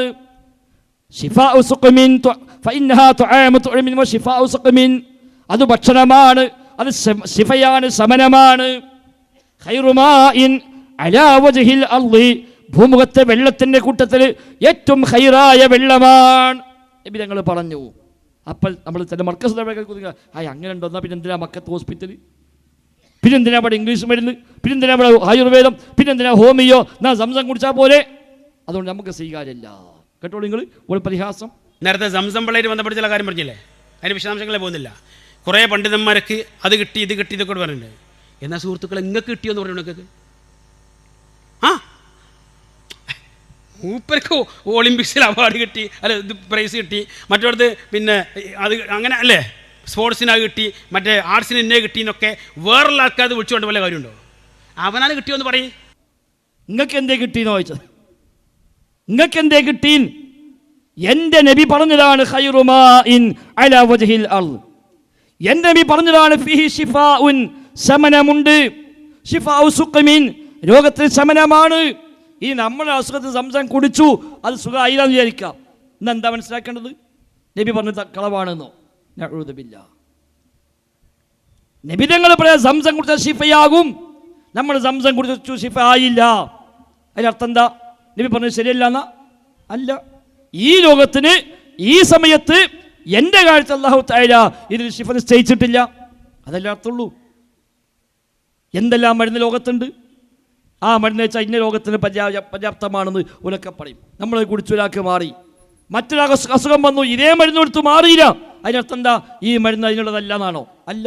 അവൻ്റെ രോഗത്തിന് ഈ സമയത്ത് അല്ലാഹു തആല അതിൽ ശിഫ നിശ്ചയിച്ചിട്ടില്ല. ദുആ ചെയ്താൽ രോഗം മാറുമോ? മാറും. പക്ഷേ ദുആ ചെയ്ത രോഗം മാറിയില്ല. എന്താ മനസ്സിലാക്കേണ്ടത്?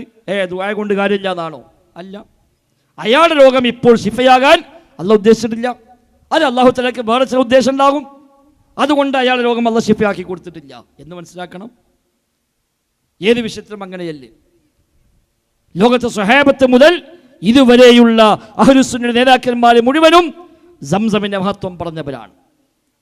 ആയിഷ ബീവി പറയും, ഞങ്ങൾ സംസം വെള്ളം ചുമന്നു കൊണ്ടുപോകാറുണ്ട് എന്നാണ്. മക്കയിൽ നിന്ന് ചുമന്നു കൊണ്ടുപോകാറുണ്ട്. പോകുന്ന സംഘത്തിനോട് കൊണ്ടുവരാൻ ആവശ്യപ്പെടാറുണ്ട്. ഉമർ ഖത്താബ് സംസം കുറിച്ച് ദുആ ചെയ്ത ദുആ ചരിത്രത്തിൽ പ്രസിദ്ധമാണ്. ഉസ്മാൻ അഫ്ഫാന്റെ പ്രാർത്ഥന പ്രസിദ്ധമാണ്. എത്ര സ്വയാഭിമാരാണ് സംസം കുറിച്ച് പ്രാർത്ഥിച്ച പ്രാർത്ഥനകൾ ചരിത്രത്തിൽ രേഖപ്പെട്ട് കിടക്കുന്നത്.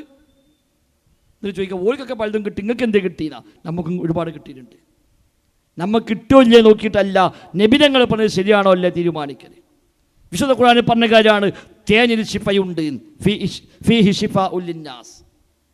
തേനിൽ ശിഫയുണ്ട്. ഇതേ ചോദ്യം അവിടെ ചോദിച്ചാലോ? ഒരുത്തം പറഞ്ഞ ഞാൻ ആവശ്യം തേനാണ് തരാം, കുടിച്ചില്ല എൻ്റെ ക്യാൻസർ ഒന്ന് മാറട്ടെ, എന്നാലും കുടിച്ചു മാറിയില്ല, അപ്പം കണ്ടോ ഖുർആൻ ശരിയല്ല. ഇത് യുക്തിവാദി പറഞ്ഞാൽ അതും ഇതും എന്താ വ്യത്യാസമുള്ളത്? ഇത് മതയുക്തിവാദമാണ്. എന്നിട്ട് ന്യായം പറയാ, ഈ ഹദീസൊക്കെ ഖുർആനെതിരാണ്, ആ ഹദീസ് ബുദ്ധിക്കെതിരാണ്, മറ്റേ ഹദീസ് അനുഭവത്തിനെതിരാണ്. സഹോദരങ്ങളെ, ബുദ്ധിക്കെതിരായ ഹദീസ് ഉണ്ടാവില്ല, ഖുർആനെതിരായ ഹദീസ് ഉണ്ടാവില്ല. ബുദ്ധിക്കെതിരായ ഹദീസ് ഉണ്ടാവില്ല, ഹദീസിനെതിരായ ബുദ്ധി ഉണ്ടാകും, അല്ലാതെ ബുദ്ധിക്കെതിരായ ഹദീസ് ഉണ്ടാവില്ല. ഹദീസിനെതിരായ ബുദ്ധി ഉണ്ടാകും, ബുദ്ധിക്കെതിരായ ഹദീസോ അതുണ്ടാവുകയില്ല. അഷ്ഹദു മുഹമ്മദ് റസൂലുള്ളാഹി പ്രഖ്യാപിച്ച ഒരാൾക്ക് പിന്നെ ആ റസൂൽ എന്തു പറഞ്ഞാലും അതെല്ലാം ഉൾക്കൊള്ളാൻ പറ്റിയ ബുദ്ധിയാവേണ്ടത്. അല്ലാതെ നബി ആ പറഞ്ഞ ഹദീസ് അത് എനിക്ക് ഉൾക്കൊള്ളാൻ പറ്റുന്നില്ല എന്നുണ്ടാവില്ല. ഖുർആനെതിരെ ഹദീസ് ഇല്ല, അങ്ങനെ ഒന്നില്ല. ഖുർആൻ പടച്ച റബ്ബിൽ നിന്നാണ്, ഹദീസോ അള്ളാഹിൻ്റെ വഹ്യ് പ്രകാരം നബി തങ്ങൾ പറഞ്ഞതാണ്. അള്ളാഹിൻ്റെ വഹയില്ലാതെ നബി ദീൻ പറഞ്ഞിട്ടുണ്ടോ? ഇല്ലല്ലോ. അള്ളാഹിൻ്റെ വഹയില്ലാതെ നബി തങ്ങൾ ദീൻ പറഞ്ഞിട്ടില്ല. വമാ യൻതിഖു അനിൽ ഹവാ ഇൻ ഹുവ ഇല്ലാ വഹ്യുൻ യൂഹാ. സൂറത്തുൻ നജ്മിലെ 3-4 ആയത്തുകളാണ്. സ്വന്തം ഇഷ്ടപ്രകാരം അവിടുന്ന് മതം പറയാറില്ല, അള്ളാഹിന്റെ വഹയ് അടിസ്ഥാനമാക്കിയല്ലാതെ. അതുകൊണ്ട് നബിതങ്ങൾ പറഞ്ഞോ അത് വഹയ് അടിസ്ഥാനമാക്കിയാണ്. വിശുദ്ധ ഖുർആനിലുണ്ടോ അത് പൂർണ്ണമായും വഹയാണ്. അതുകൊണ്ട് 2 വഹയും നൽകിയത് അള്ളയാണ്. അള്ളാഹു തആല നൽകിയ വഹയാകുന്ന ഖുർആനും അള്ളാഹിന്റെ വഹയ് പ്രകാരം നബിതങ്ങൾ പഠിപ്പിച്ച ഹദീസും അത് രണ്ടും എതിരാവുക എന്ന് പറഞ്ഞാൽ വഹയുകൾ തമ്മിൽ വൈരുദ്ധ്യമാവുക എന്നാണ്. സുബ്ഹാനല്ലാഹ്, അതുണ്ടാവില്ല. വഹയുകൾ തമ്മിൽ വൈരുദ്ധ്യമില്ല. അതുകൊണ്ട് നബി പറഞ്ഞൊരു ഹദീസ് ഖുർആനെതിരാവുക, നബിതങ്ങൾ പറഞ്ഞൊരു ഹദീസ് ബുദ്ധിക്കെതിരാവുക ഇല്ല, നബിതങ്ങൾ പറഞ്ഞൊരു ഹദീസ് ഭൗതികമായ പ്രകൃതിയോട് എതിരാവുക ഇല്ല, നബിതങ്ങൾ പറഞ്ഞൊരു ഹദീസ് ചരിത്രത്തോട് എതിരാവുക ഇല്ല, നബിതങ്ങൾ പറഞ്ഞൊരു ഹദീസ് ശരിയായ ശാസ്ത്രത്തോട് എതിരാവുക ഇല്ല. ശാസ്ത്രം തെറ്റു പറഞ്ഞാൽ ചിലപ്പോൾ ഹദീസിനെതിരാവും. ശരിയായ ശാസ്ത്രമാണോ ഹദീസും ശാസ്ത്രവും എതിരാവില്ല. ആ ശാസ്ത്രത്തിലെ കേവല നിഗമനമാണ്, ഇന്നല്ലെങ്കിൽ നാളെ മാറ്റി പറയാനുള്ള നിഗമനമാണെങ്കിലോ ഒരുപെട്ട ഹദീസിനോടോ ഖുർആനോ യോജിക്കണമെന്നില്ല. ശരിയായതാണോ അത് ഹദീസിനോട് യോജിക്കും. അതുകൊണ്ട് അവിടെ വൈരുദ്ധ്യമുണ്ടാവുക ഇല്ല. ആ ന്യായമേ ശരിയല്ല. അങ്ങനെ ന്യായം പറഞ്ഞ് അതിൻ്റെ മറവിൽ എത്ര ഹദീസുകൾ തള്ളേണ്ടി വന്നു. അതെല്ലാ കാലത്തുമുണ്ട്. പരപ്പരങ്ങാടിൽ മർക്കസ് ദഅവക്കാരുമായി ഖണ്ഡന പരമ്പര നടന്നുകൊണ്ടിരിക്കുകയാണല്ലോ. അവിടെ ഖണ്ഡനങ്ങൾ ഞങ്ങളൊക്കെ പറഞ്ഞു. ഏതാണ്ട് 3000 ഹദീസെങ്കിലും നിഷേധിക്കാതെ മർക്കസ് ദഅവ പ്രവർത്തിക്കാൻ കഴിയില്ല. 3000 ഹദീസെങ്കിലും നിഷേധിക്കാതെ മർക്കസു ദഅവയിൽ ഒരാൾക്ക് പ്രവർത്തിക്കാൻ കഴിയില്ല. തീർച്ചയാണ്, ഒരു സംശയം വേണ്ട. അവിടെ പ്രഖ്യാപിച്ചു, ഇന്നേ വരെ അവർ അത് നിഷേധിച്ചിട്ടില്ല. ആ പരപ്പരങ്ങാടിയിലെ ആ ഒരു സംസാരം 3000 ഹദീസ് നിഷേധിച്ചുകൊണ്ടല്ലാതെ പ്രവർത്തിക്കാനാവില്ല എന്ന് അവിടെ ഞങ്ങൾ പ്രഖ്യാപിച്ചത് നിങ്ങൾ ആദ്യം അതൊന്ന് കേൾക്കുക, ശേഷം പ്രതികരണം കേൾക്കാം. നബിതങ്ങൾ പറഞ്ഞ സ്വഹീഹായി സ്ഥിരപ്പെട്ടു വന്ന ആയിരക്കണക്കിന് ഹദീസുകളെ ഇന്ന് മർക്കസ് ദഅവ തള്ളിയിട്ടുണ്ട്. ഒരു സംശയമില്ല. ഏറ്റവും ചുരുങ്ങിയത് ഒരു 2000, 500, 3000 ഹദീസ് തള്ളാതെ ഒരാൾക്ക് മർക്കസ് ദഅവ നിൽക്കാൻ പറ്റില്ലെന്ന്. സ്വഹീഹായത് മാത്രം, ദഈഫൊന്നുമല്ല. ദഈഫൊന്നും എടുക്കണ്ട, ദഈഫും മൗളൂ ഒന്നും എടുക്കണ്ട. സ്വഹീഹായ നിദാന ശാസ്ത്രപ്രകാരം അഹ്ലുസുന്നയുടെ പണ്ഡിതന്മാർ സ്വഹീഹാണ് എന്ന് വിധി എഴുതിയ 2500, 3000 ഹദീസ് തള്ളിയിട്ടല്ലാതെ ഒരാൾക്ക് ഇന്ന് മർക്കസ് ദഅവ നിൽക്കാൻ കഴിയില്ല. ഓരോ ദിവസം മുന്നോട്ട് പോകും തോറും ആ എണ്ണം കൂടി വരും. ഇത് വെറുതെ ഒരു ആരോപണം പറഞ്ഞതല്ല. അവർ ഇന്ന് ഹദീസുകൾ നിരാകരിക്കാൻ സ്വീകരിക്കുന്ന അവരുടെ മാനദണ്ഡങ്ങൾ എന്താണോ ആ മാനദണ്ഡ പ്രകാരം കൃത്യമായ ബോധത്തോടുകൂടി തന്നെയാണ് പറഞ്ഞത് 2500, 3000 ഹദീസ് നിഷേധിക്കാതെ അതിൽ നിൽക്കാൻ കഴിയില്ല. അടുത്ത തവണ മറുപടിക്ക് വന്നപ്പോൾ അവിടെ പ്രസംഗിച്ച ആൾ പറഞ്ഞു, അത് നിങ്ങൾ പറഞ്ഞു പോയാൽ പോലെ തെളിയിക്കണം എന്ന കേട്ടോളൂ ആ ചോദ്യം. ഞങ്ങൾ നിഷേധിച്ചു തള്ളിക്കളഞ്ഞു എന്ന് നിങ്ങൾ ഇവിടെ പറഞ്ഞിരിക്കുന്ന ഈ പച്ചക്കള്ളമുണ്ടല്ലോ, അത് കള്ളമല്ല, സത്യമാണ് എന്ന് ജനങ്ങൾ വിശ്വസിക്കാൻ ഞങ്ങൾക്ക് ബോധ്യമാവാൻ ആ 3000 ഹദീസുകൾ ഏതാണ് എന്ന് ഈ പരപ്പനങ്ങാടിൽ വന്ന് ഉറക്കെ വിളിച്ചു പറയണം. അത് ചെയ്യാത്ത കാലത്തോളം നിങ്ങളെ ഞങ്ങൾക്ക് കാട്ടുകള്ളന്മാർ എന്ന് വിളിക്കേണ്ടി വരും. കാട്ടുകള്ളന്മാർ. വൈകാരികമായി പ്രതികരിച്ചവിടെ ആ 3000 ഹദീസ് തെളിയിക്കണം. അത് തെളിയിച്ചില്ലെങ്കിൽ നമ്മെ കാട്ടുകള്ളന്മാർ എന്ന് വിളിക്കുന്നു. ആയിക്കോട്ടെ, കുഴപ്പമില്ല, തെളിയിച്ചു കൊടുത്തു. 3000 ഹദീസ് കൃത്യമായി ഓരോന്ന് എണ്ണമടക്കം പറഞ്ഞ് സ്ക്രീനിൽ എഴുതി കാണിച്ചില്ല. നിങ്ങൾ ശേഷം 3150 ഹദീസുകൾ എന്ന് പറഞ്ഞ് എണ്ണി എണ്ണി എണ്ണി കാണിച്ചു കൊടുത്തിട്ട് നമ്മൾ ചോദിച്ചു, ഏറ്റവും ചുരുങ്ങിയത് ഇവയൊന്നും നിഷേധിക്കുന്നില്ല, ഞങ്ങൾ അംഗീകരിക്കുന്നു എന്ന് പ്രഖ്യാപിക്കാൻ ധൈര്യമുണ്ടോ ചോദിച്ചു. ബാക്കിയൊന്നും വേണ്ട, ഈ പറഞ്ഞ ഹദീസൊക്കെ ഞങ്ങൾ അംഗീകരിക്കുന്നുണ്ട് എന്ന് പ്രഖ്യാപിക്കാൻ ധൈര്യമുണ്ടോ? അതുപോലും പ്രഖ്യാപിച്ചിട്ടില്ല. ഖണ്ഡനം 5 കഴിഞ്ഞു, പക്ഷേ ഇന്നവരെ അത് അംഗീകരിക്കുന്നു എന്ന് പറയാൻ പോലും ധൈര്യം കാണിച്ചിട്ടില്ല. നമ്മൾ അവിടെ കൃത്യമായി അത് പഠിപ്പിച്ചു കൊടുത്തു, ഏതൊക്കെ നിഷേധിച്ചത് എന്ന് ആ സംസാരം കൂടി ശ്രദ്ധിക്കുക. 3000 ഹദീസ് എവിടെ തള്ളിയതല്ലേ? ഇസ്ലാമിനെ ഉറവാക്കലാഭാണ് ഒറ്റ വാക്കിലൂടെ നിങ്ങൾ തള്ളിയത്. അദ്ദേഹം റിപ്പോർട്ട് ചെയ്ത 2518 ഹദീസ്, അതാണ് ഞാൻ നേരത്തെ പറഞ്ഞത്, ഒരു 0 വിട്ടുപോയി. ഇത് ഒരു സനദ് എടുത്തപ്പോഴാണ്, ഒറ്റ സനദ് എടുക്കുമ്പോഴാണ് ഇത്. ഇങ്ങനത്തെ എത്ര സനദ തള്ളിയത്? മാത്രവുമല്ല, ആ 2518 തന്നെ 358 ഹദീസ് സ്വഹീഹുൽ ബുഖാരിയിലാണ്. ഈ ഹിസാമെന്ന് 358 ഹദീസാണ് ഇമാം ബുഖാരി റിപ്പോർട്ട് ചെയ്തത്. ഒരു സിഹ്ർ മാത്രമൊന്നുമല്ല, 358 ഹദീസ് ഇമാം ബുഖാരി ധരിച്ചു. 444 ഹദീസ് ഇമാം മുസ്ലിം റിപ്പോർട്ട് ചെയ്തു. 444 ഹദീസ് ഇമാം മുസ്ലിം, 358 ഹദീസ് ഇമാം ബുഖാരിയും, ഈ ഒറ്റ റാവിയിൽ നിന്ന് മാത്രം. അഥവാ 2 സ്വഹീഹികളിൽ ഒന്നിച്ചു കൂട്ടിയാൽ 802 ഹദീസ്. 802 ഹദീസ് ഏതൊരു? ബുഖാരിയിലും മുസ്ലിമിലും മാത്രം, ഒരു സനദിൽ നിന്ന് മാത്രം. ഈ ഒറ്റ സനദിലൂടെ ബുഖാരിയിൽ മുസ്ലിമിലും വന്ന 802 ഹദീസുകൾ, ബുഖാരിയിൽ 358ഉം മുസ്ലിമിൽ 444മായി 802 ഹദീസുകൾ സ്വഹീഹ് ബുഖാരിയിൽ നിന്നും സ്വഹീഹ് മുസ്ലിമിൽ നിന്നും ഈ ഒരു പരമ്പരയിൽ വന്നത് മാത്രം മർക്കസ് തലവ തള്ളിക്കളഞ്ഞിരിക്കുന്നു. ഇല്ലെങ്കിൽ പറയട്ടെ, ഒരു 3000 എത്ര ബാക്കിയുള്ളത്? ഇനി എത്ര ബാക്കി വേണ്ടത്? ആകെ 400 ചില മതി, പിടിച്ചോളി ബാക്കി. അജവാക്കാരക്ക 40 ഹദീസാണ് അജവാക്കാരക്ക വിഷയത്തിൽ മാത്രമുള്ളത്. അജവന്റെ വിഷയത്തിൽ മാത്രം 40 ഹദീസ്. അതേപോലെ സുറാത്ത് ബാലം 191 ഹദീസ്. ഇത് മൊത്തമല്ല, ഞാൻ ഇവിടെ വായിക്കാൻ വേണ്ടി 12 കിതാബിൽ നിന്ന് മാത്രം എടുത്തതാണ്. ബുഖാരി, മുസ്ലിം, തിർമുദി, അബൂദാവൂദ്, നസായി, ഇബ്നു മാജ അടക്കമുള്ള 12 കിതാബിൽ നിന്ന് മാത്രം 100 ചില്ലാനം ഹദീസ് കിതാബുകളുണ്ട്. ഇതിൽ 12 കിതാബിൽ നിന്ന് മാത്രം വെറുതെ ലിസ്റ്റ് ചെയ്ത് ഇങ്ങനെ നോക്കുമ്പോൾ, ഞാൻ നമ്മളെ ജാമ്യയിലെ കുട്ടികളെ ഏൽപ്പിച്ച നിങ്ങളൊന്ന് ഇത് ലിസ്റ്റ് ചെയ്യുന്നു. ഈ 12 കിതാബിൽ നിന്ന് മാത്രം ഉള്ള ഹദീസ് ഞാൻ വായിക്കുന്നത്. അജവാകാരക്ക 40, സുറാത്ത് ബാലം 191, മൂസാ നബിയും മലക്കുൽ മൗത്തുമായി ബന്ധപ്പെട്ട വിഷയം 12 ഹദീസ്. അതേപോലെ ഹജറുൽ അസ്വദ് 95 ഹദീസ്. സുലൈമാൻ നബിയുടെ സംഭവം 21 ഹദീസ്. നബി സ്വല്ലല്ലാഹു അലൈഹി വസല്ലം തങ്ങൾക്ക് ജൂതൻ സിഹർ ചെയ്തു എന്ന പരാമർശം 21 ഹദീസ്. അതേപോലെ സംസമിൻ്റെ മഹത്വം 60 ഹദീസ്. അമ്പിയാക്കളുടെ ശരീരം മണ്ണ് തിന്നുകയില്ല എന്നത് 13 ഹദീസ്. നൈലും യൂഫ്രട്ടീസും അതിൻ്റെ ഉത്ഭവം സ്വർഗത്തിൽ നിന്നാണ് എന്നുള്ളത് അത് 16 ഹദീസ്. അതേപോലെ സൊഫിൽ വിടവുണ്ടായിക്കഴിഞ്ഞാൽ അവിടെ പിശാച്ച് കയറുമെന്നത് 8 ഹദീസ്. മ്യൂസിക് ഹറാമാണ് എന്നത് 65 ഹദീസ്. അതേപോലെ സൊഫ് അടുപ്പിച്ച് നിൽക്കണമെന്ന് പറയുന്നില്ലെങ്കിൽ പിശാച്ച് കയറുമെന്ന ഹദീസ് 8 ഹദീസ്. ഇങ്ങനെ 3151 ഹദീസ് ഇതന്നെയായി. നമ്മൾ പറഞ്ഞത്രേ 3000-ഓളം. അപ്പം മൂപ്പര് ചിന്ത മത്തിക്കണക്കാണോന്നാ. നിങ്ങൾ ഏതൊക്കെ വിഷയിക്കാൻ നമുക്ക് ഉറപ്പില്ലല്ലോ. കഴിഞ്ഞ ആഴ്ച അംഗീകരിച്ചത് ഈ ആഴ്ച തള്ളുകയാണ്. ഇനി അടുത്ത വർഷം വരുമ്പോൾ അത് അപ്പുറം തള്ളും. ഈ 12 കിതാബിൽ നിന്ന് ഈ വായിച്ച വിഷയങ്ങളിൽ മാത്രമായി 3151, 151 എക്സ്ട്രാ. അപ്പോൾ കണ്ടോ സഹോദര, 3151 ഹദീസ് എണ്ണി പറഞ്ഞു കൊടുത്തു. ഇന്ന വിഷയങ്ങളിൽ ഇന്ന കിതാബുകളിൽ ഈ ഹദീസ് നിങ്ങൾ അംഗീകരിക്കുമെന്നെങ്കിലും പറയാൻ ധൈര്യമുണ്ടോ ചോദിച്ചു. മറ്റൊന്നും വേണ്ട, ഇതൊക്കെ ഞങ്ങൾ അംഗീകരിക്കുന്നുണ്ട് എന്ന് പറയാൻ ധൈര്യമുണ്ടോ ചോദിച്ചു. ഇന്നേ വരെ അത് പ്രഖ്യാപിച്ചിട്ടില്ല, അത് പ്രഖ്യാപിക്കാൻ കഴിയില്ല.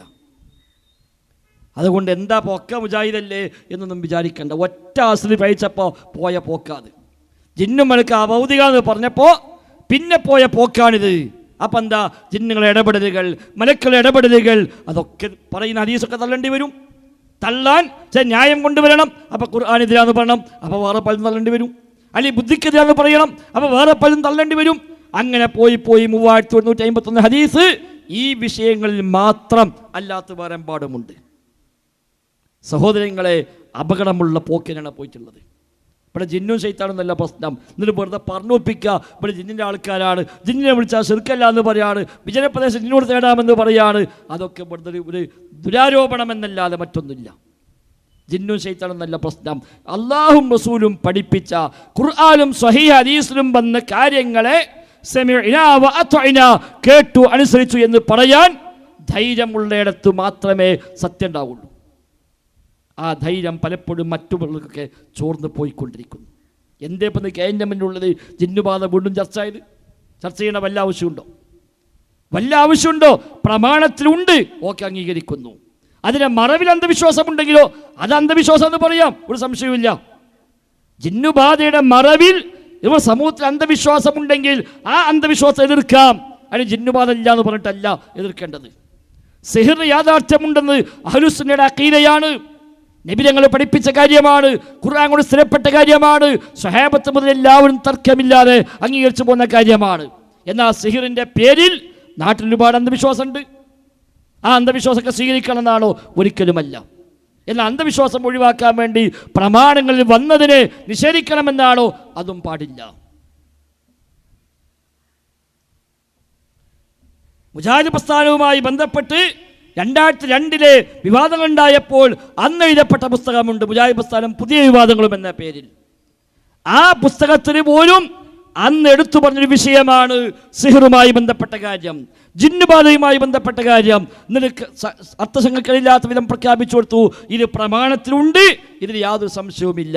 പിന്നെ എങ്ങനെ ഇപ്പം സംശയം ഉണ്ടായത്? എങ്ങനെ KNM മെമ്പറുകളിൽ ഇത് നിഷേധിക്കുന്ന പ്രവണത വന്നത്? എങ്ങനെ KJUവിൽ ഇത് നിഷേധിക്കുന്നവനും അംഗീകരിക്കുന്നവനും ഒരേപോലെ സ്ഥാനമുണ്ടായത്? അവിടെയാണ് ആദർശ വ്യതിയാനം. അതിലേക്കൊക്കെ എത്തിയതോ ഈ ഭൗതിക വിഷയം തന്നെയാണ്. അതുകൊണ്ട് സഹോദരങ്ങളെ, കേവലമായ പക്ഷപാതിത്വമല്ല, കേവലമായ സംഘടനാപരമായ വിയോജിപ്പല്ല, ഒരു പാർട്ടി ജയിക്കാൻ, പാർട്ടി ഉഷാറാക്കാൻ വേണ്ടി കൊണ്ടുവന്ന എന്തെങ്കിലും ഒരു ആരോപണങ്ങളോ ദുരാരോപണങ്ങളോ അല്ല. അതിനപ്പുറത്ത് അല്ലാഹുവും റസൂലും പഠിപ്പിച്ചതെന്തോ അത് സ്വീകരിക്കുക എന്നിട്ട് ഇസ്ലാമിക് ഓർഗനൈസേഷൻ വ്യതിരിക്തമാകുന്നത്. ഞാൻ സംസാരം അവസാനിപ്പിക്കുകയാണ്. സംശയമുണ്ടെങ്കിൽ ചോദിക്കാൻ ഒരല്പസമയം നൽകണമെന്ന് സംഘാടകർ ആവശ്യപ്പെട്ടു. അവസാനത്തെ 10-15 മിനിറ്റ് സംശയം ചോദിക്കാൻ വേണ്ടി കൊടുക്കാമെന്ന് നേരത്തെ പറഞ്ഞതാണ്. അത് ഇൻഷാല്ലാഹ് നൽകാം. വിസ്ഡം ഓർഗനൈസേഷനെ സംബന്ധിച്ച് വിശുദ്ധ ഖുർആനിലും സ്വഹീഹായ ഹദീസിലും ഒരു കാര്യം സ്ഥിരപ്പെട്ടു വന്നാൽ പിന്നെ അവിടെ സംശയമില്ല. നമ്മളെ ബുദ്ധിക്ക് യോജിച്ചാലും യോജിച്ചില്ലെങ്കിലും ശരി, സത്യമാണെന്ന് അംഗീകരിക്കുന്നു. നമ്മളെ ബുദ്ധിക്ക് യോജിക്കുന്നില്ലെങ്കിൽ നമുക്കത്രേ ബുദ്ധിയുള്ളൂ എന്ന് വിചാരിക്കാം. അല്ലാതെ എൻ്റെ ബുദ്ധിക്ക് എല്ലാം ഉൾക്കൊള്ളുന്നു പറഞ്ഞാൽ അതിന് മാത്രം വലിയ ബുദ്ധി നമുക്കാർക്കുള്ളത്? ഇന്നത്തെ പത്രം വായിച്ചാൽ പോലും, ഇന്നത്തെ പത്രം വായിച്ചിട്ട് ഇന്നത്തെ പത്രത്തിലെ എല്ലാ വാർത്തയും എനിക്ക് പൂർണ്ണമായും മനസ്സിലായി എന്ന് പറയാനുള്ള ബുദ്ധി കൂടി നമുക്കില്ലല്ലോ. പല വാർത്ത എന്താ നമുക്ക് മനസ്സിലാവില്ല. ചിലത് നമുക്ക് മനസ്സിലാകാത്ത നമ്മളെ മക്കൾ പറഞ്ഞുതരും. മക്കളെ വിളിച്ച് എന്താ മോനെ അപ്പം ഈ പറഞ്ഞത്? ആ പാപ്പ അങ്ങക്കറിയില്ലേ, അത് ഇന്നതല്ലേ? അതാണോ? ഇതല്ലേ മനുഷ്യൻ്റെ ബുദ്ധി. 30-40 വയസ്സുള്ള ബുദ്ധിയല്ല 60-70 ആകുമ്പോൾ.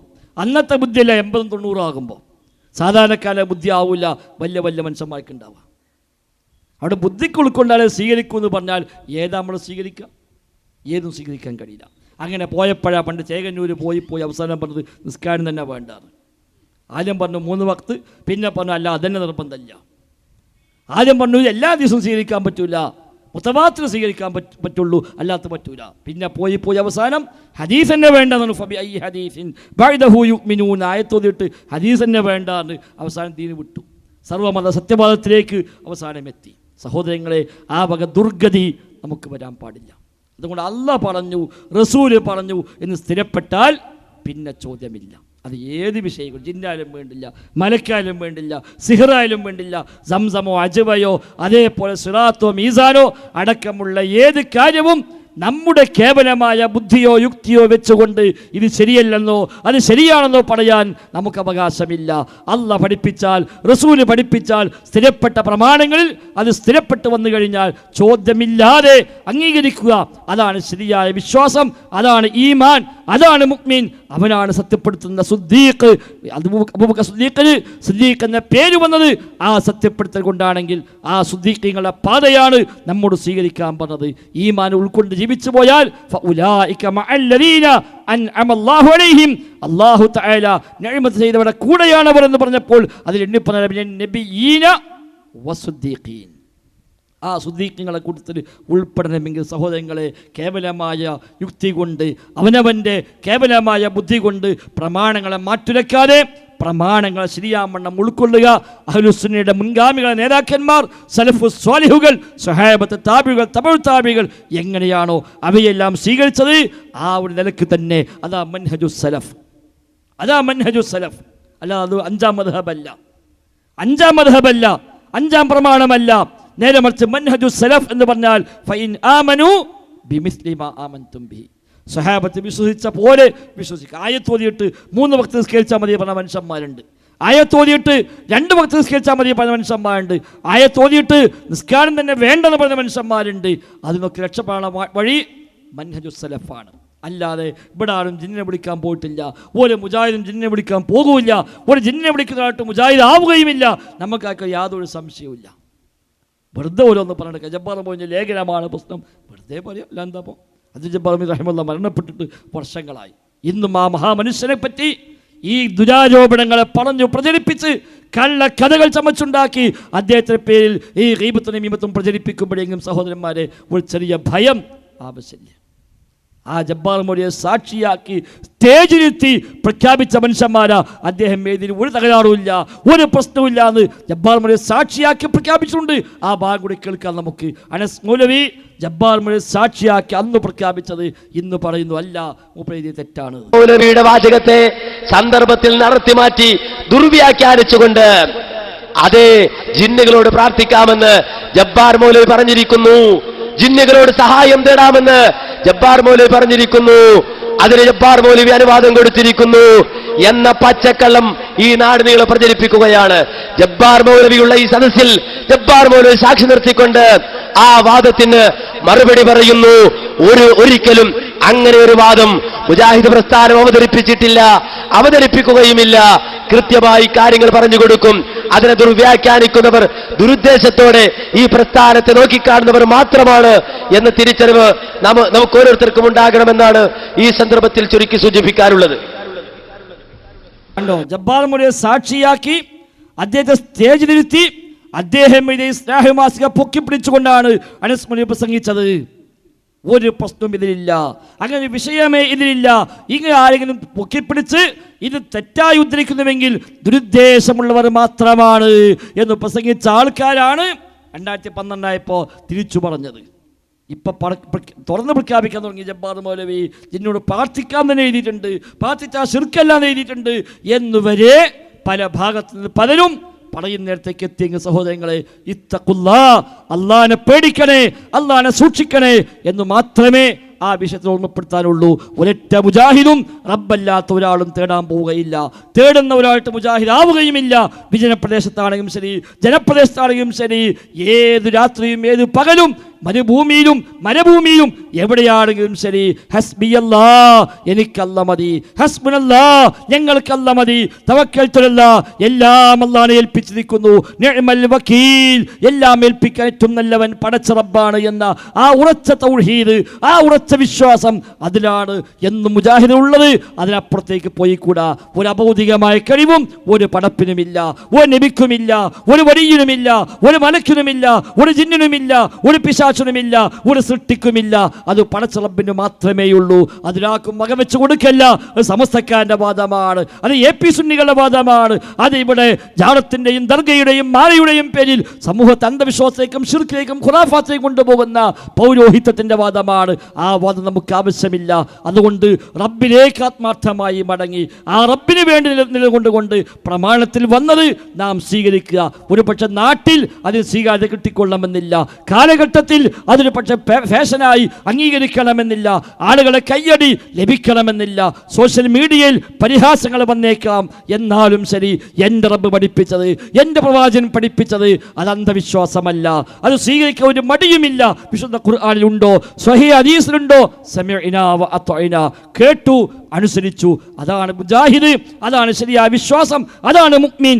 ആ ഈമാനിലേക്ക് നമ്മൾ മടങ്ങുക. വിശുദ്ധ റമദാനിലെ കറകളഞ്ഞ വിശ്വാസത്തോടു കൂടി, ശരിയായ തൗഹീദോടു കൂടി, ശരിയായ ഈമാനോടു കൂടി സ്വീകരിച്ചെങ്കിൽ മാത്രമേ നമുക്ക് പ്രയോജനമുള്ളൂ.